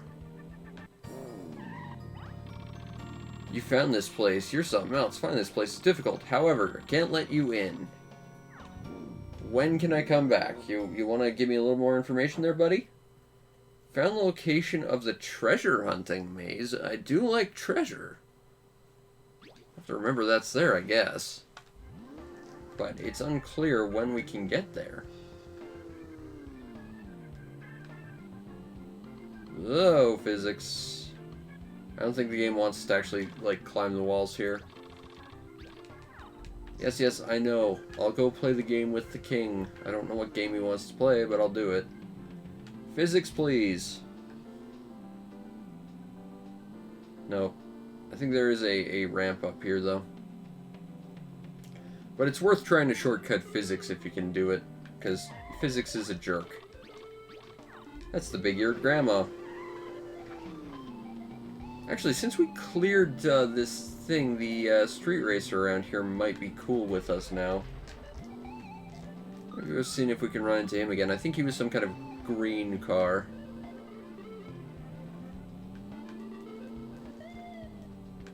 Alright, well, clearly that's where we have to go to meet the king, but there's also clearly a secret photo shop here.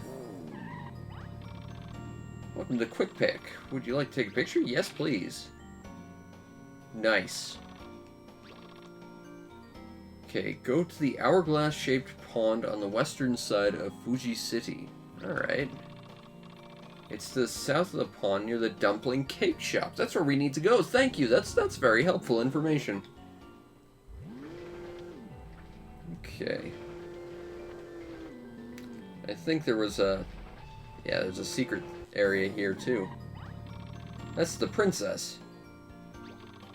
Everyone in this castle is so old and boring. I don't know, man. Like, you know, my birthday's in a few weeks, and then I'm gonna be old. I'll be your friend, princess. I got a gold ornament. That's very thoughtful. I wonder if we can see her again. Let's back up. Maybe that'll, like... Maybe she'll want to join our team, because we're just nice and she's bored. Want to join my team? I'm racing. Ah. Hell yeah, princess. You join my team. Rock and roll. We got a princess joining our racing team. That's great. Alright. Alright, let's see what the king's up to. We're doing all sorts of crazy stuff today, it seems. This game is great. This might be the best racing game ever. He has a flipping katana. That's how you know he's the king. He's the greatest man. He's certainly a humble one. It's a man's race, you say? Alright, let's race. Let's go. Oh my god, you're fast. I might have lost this race. I might have lost this race incredibly badly. What? Whoa! Okay.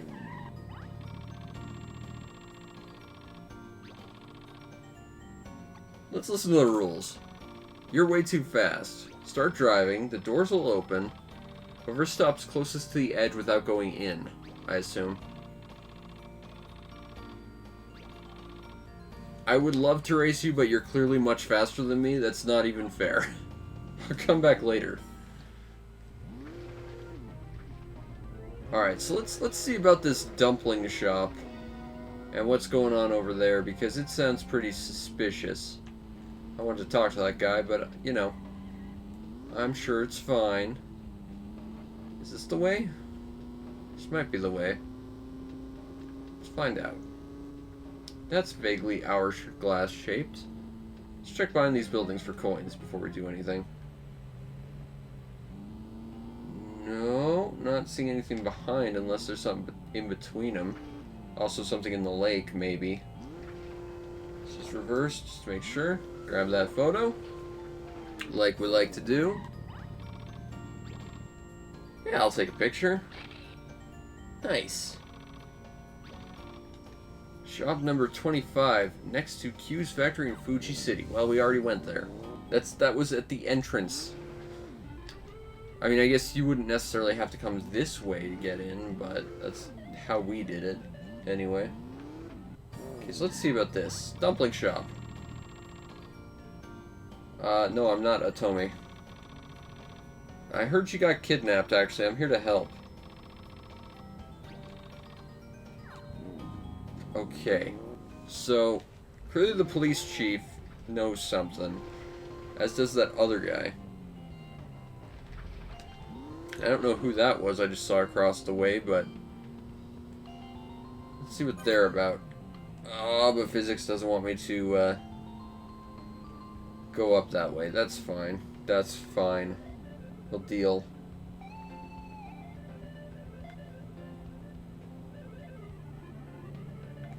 I dig the music in this game. I just wish I could actually, like, listen to it without having an overabundance of car driving sound. Because it's kind of annoying. There was a car around here. Oi, car around here. What's your story? Do you know anything about the missing daughter, because it's important? There must be some place better to live. Okay, well, if I find a place, apparently there's a place called My Place, which sounds like a very custom town. That might be worth where you want to go. I've never interacted with the place, though, so I'm a little foggy on how to get there, but apparently there's a travel agent that's a little bit worried about the whole thing. Still haven't exactly found a police headquarters around here. You, I want a race. I look weak. I came in first in the race, you jerk. And the princess races on my team. That's gotta be worth something. Huh. How do I get past that barricade? I need to know, because I think the police chief is over there.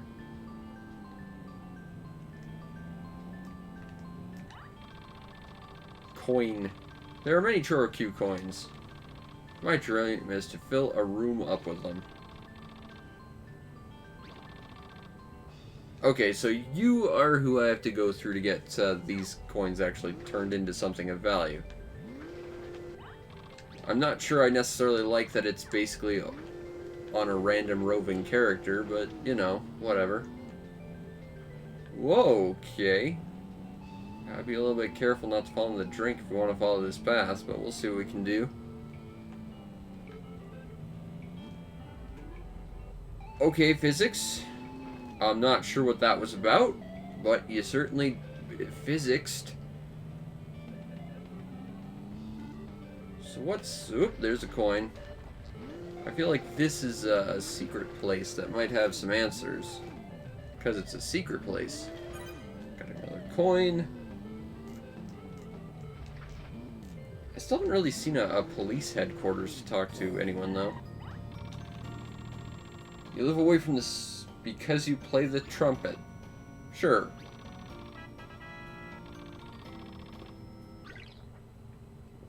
Oh, that's pretty great. But I like my sparkly horn better, thank you. But I will take that horn. Ah, and there's another stamp for us. Nice. But we haven't figured out where the kidnapping victim was taken.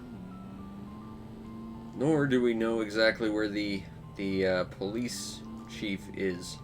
Also, there's very clearly something over here. Also, that's a bit of a steep incline. I don't like that so much. Physics? Physics, please. Alright, there we go. Thank you, physics. You were quite thoughtful here. I'm not sure how I was supposed to get here, because I'm pretty sure this is past that giant step. Maybe I was actually supposed to do literally just that, but there's no way that was what we were supposed to actually do, right? Like, there's just no way. Maybe we're supposed to jump this step somehow. I don't know how we did that. And I have no idea where that is. Head west from the paint shop. Okay, I'm pretty sure we've been there before, but interesting. Ooh, coin. Yes, please.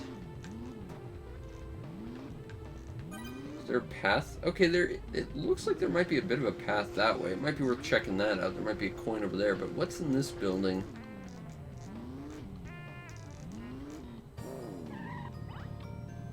Iwasuke. What a surprise. It's unusual for people to visit me, but it's nice here. I don't have a propeller.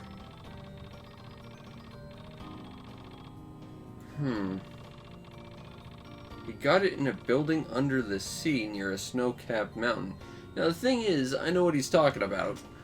But the thing is, I don't know how to get there or how I'm supposed to. I kind of, you know, physicsed my way to that place.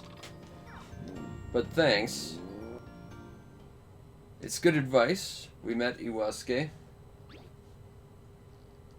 Actually, let's see if he wants to join our racing team with his magic underwater propeller. We haven't done any underwater racing just yet, but it might be helpful.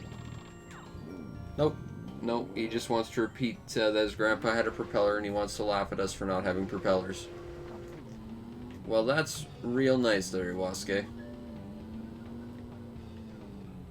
Yeah, I don't think this is intentional. Like, I just don't. I think I was supposed to, like, hop that step, but I don't know. Oh, okay, physics. That's fine. We can warp. Warp to Fuji City. That's fine. I want to drive around town because there's a kidnapping going on. We gotta solve this. Before we do, we gotta figure out where the police chief hangs out. Okay, well that's the bar. We know that. This is the... I don't know what this is. What is this?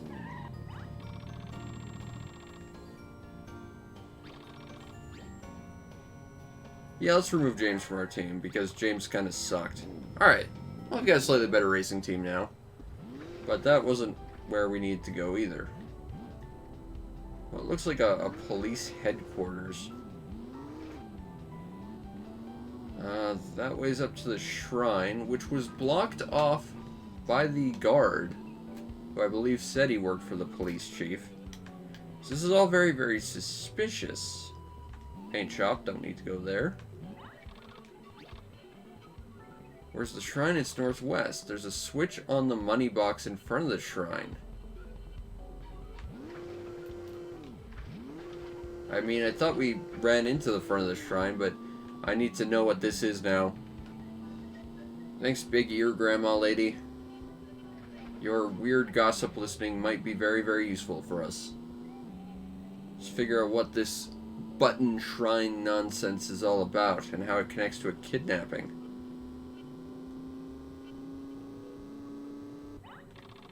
Bonk.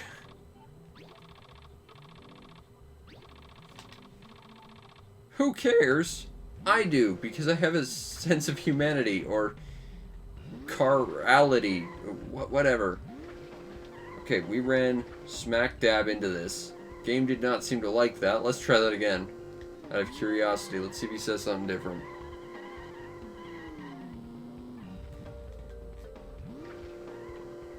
That was weird. I don't know if that was intentional or not. This game isn't the most well put together ever, but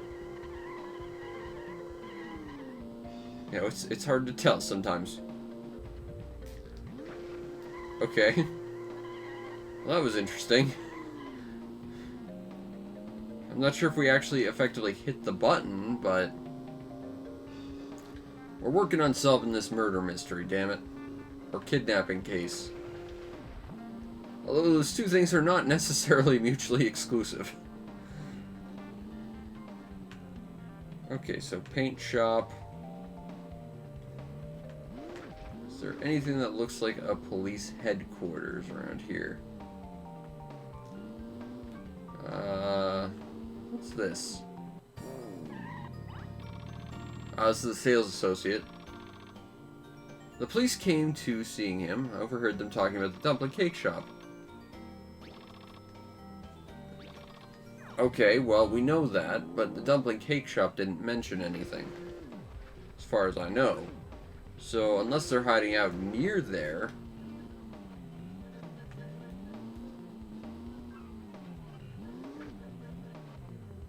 What have we here? Yes, I get 20 faff per mile. And this is how we're going to make a lot of money. By upgrading all this crap. Alright. Get a better billboard for every town we go to.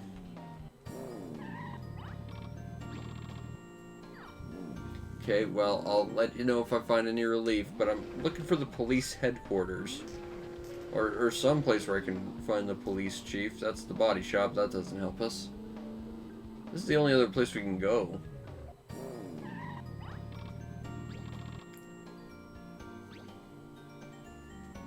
Yes. No. Heard they will soon build a modern city. Yes, you mentioned that. Okay. So we could swap the princess out, or the other guy, but I don't really feel the need to. I'm thinking maybe we need to go back to the dumpling shop. Yes, you're saying I'm weak. I get it. Let's just make sure there's nothing else over on this side, because I think this might just lead to the next sort of area. Yeah, next city, so that doesn't help us any. Kind of focusing on the current city we're in. I mean, the next city is going to be important, certainly, but... Hold on a sec, I think I saw something. Gotta get to that little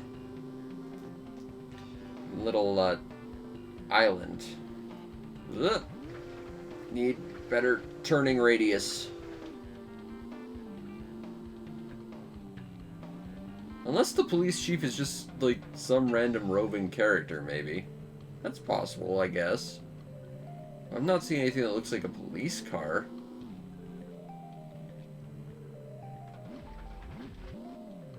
Okay, so all I saw was a coin. That said, you know, we are trying to collect them, so I'll take it. No big deal. Let's keep going. Okay, well, I don't know, maybe the king actually knows something or is able to help, but, like, he won't until we beat his game, but we are not equipped for that, not even close.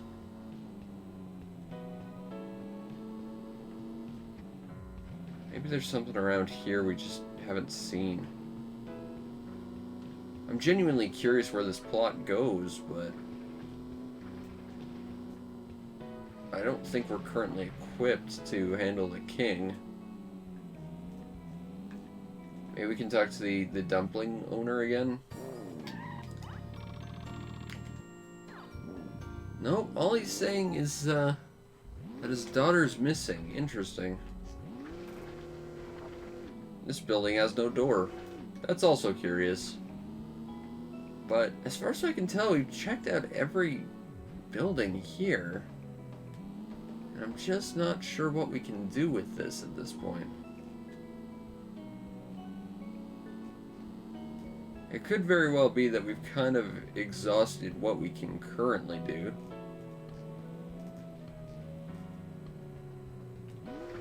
That's the next city. That doesn't help us. Oh, okay, let's not talk to you, I guess. The moat around the castle, strange entrance, suspicious. I know about that, but I can't go there yet. Interesting, though. And there's definitely no one that looks like a police officer around here, as far as I can tell. Let's grab some more parts. Be able to at least upgrade our car a little bit. Okay. We don't have a lot of money, but we could buy something. I think. We already have that. Cannot... Well, we could have this. Better top speed. Good for quick braking. That could be useful. Fog lights with a wide beam. No wings or special parts. Okay, well, it looks like transmission's what we want. So we'll buy that. We'll try doing that race again. We'll see how we do this time. See how useful that's going to be. I think this is Goro. No. I only have room for 2 people on my racing team, Goro, and I think that's because the game doesn't want you to win all the money in the world by, like, coming in last because you own the entire race course. Okay, change parts. For me, obviously. Okay. No, I want to... Oh! You are wearing the coffee scent already. Cool. Is the princess wearing anything? No. That's fine. Alright. Well, let's race and see what our slightly better racers are all about now.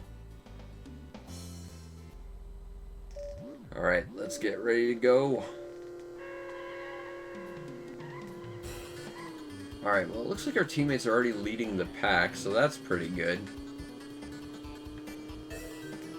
Whoa, okay. Well, one of our teammates is already kind of stuck. We're doing okay otherwise, I think. It looks really weird to see people take those stairs. The problem with doing that is that there's less room to make that corner. That's a really sick purple. Well done, guy driving in front of me.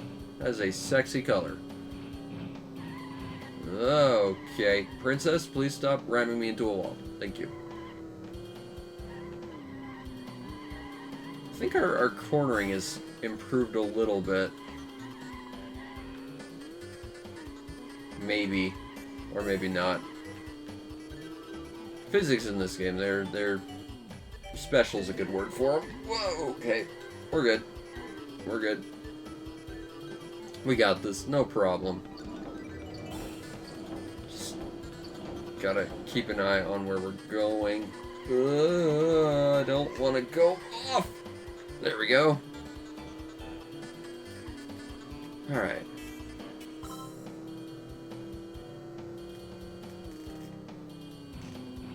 Get out of the way. Oh no. Oh no, I screwed this one up pretty bad. I think both our teammates missed that one corner. Oh, we're in 7th. Oh, that's not good. Okay. Well,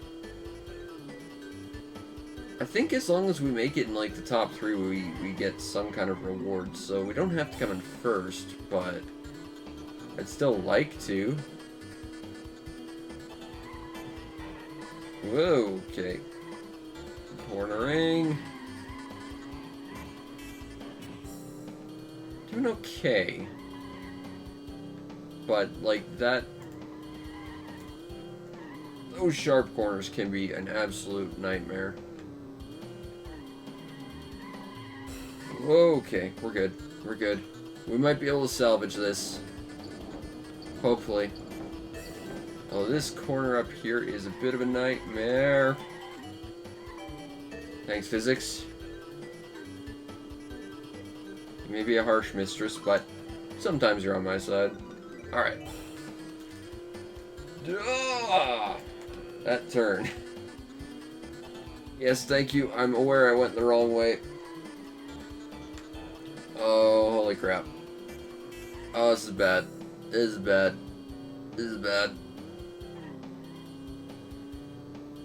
Fortunately, I'm not the only one that has problems. But can I beat the person in number first? I don't know. But number first. I'm gonna try and make a play for it. Whoop. Whoop. I've gotta make tofu deliveries. Let's go.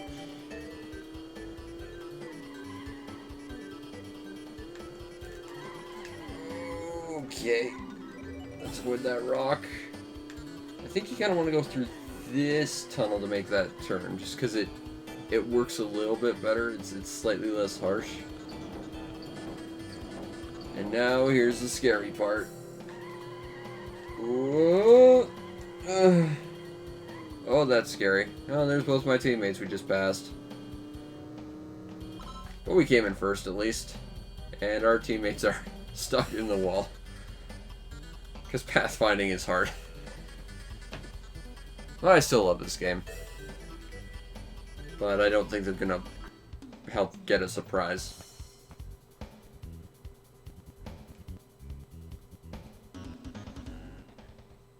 Might get those fog lights, though. Oh, hey, we got a new best time. Right on. I did great. Alright, let's get those fog lights, and then I think we'll call it a day, because it is about 5:30 a.m. And I'm just not really sure what I'm supposed to do right now when it comes to that whole plot point about a kidnapping if I can't find the police chief, who's like the only person we really have a lead on. Okay, we have that, we have that, we have that. We don't have the padding. That could actually be useful. Screw it, we're gonna buy this. Buy and equip this. Because the fact is, better lights are gonna be better lights, but you know, better braking is gonna be useful. The only thing I can think right now, is maybe the police chief is like one of those characters that only shows up at certain times, maybe? I'm not sure. But either way, I think that will be it for tonight. I hope you enjoyed, and if you did, follow this stream to know we go live, because we try and stream as often as possible. Usually 3 or 4 times a week. We still have Sega Saturn Day to look forward to. If I have time for some other stuff, maybe we'll do something tomorrow. Not sure. It just all depends, but we'll see. But you might also want to check out and subscribe to my YouTube channel, see everything else I do, which is a lot of stuff. I want to say I'm going to put up my GBA Everdrive video tomorrow, so that'll be interesting. And if you really want to make my day, check out the show's PayPal or Patreon. Support the show any way you can so that I can continue to do what I do to the best of my ability, which in this case is become a pretty ace tofu delivery boy. And, you know, get a princess on her team, even though her pathfinding is a bit naff. You know, I think we did some good work today, although we have a kidnapping, and that's got to be top priority, let's just be honest. We got to get down to the bottom of this business and to turn this from Initial D into Detective Conan, it seems. But that'll be for next time. Anyway, I hope you enjoyed, and I'll see you next time. Peace out, Internet.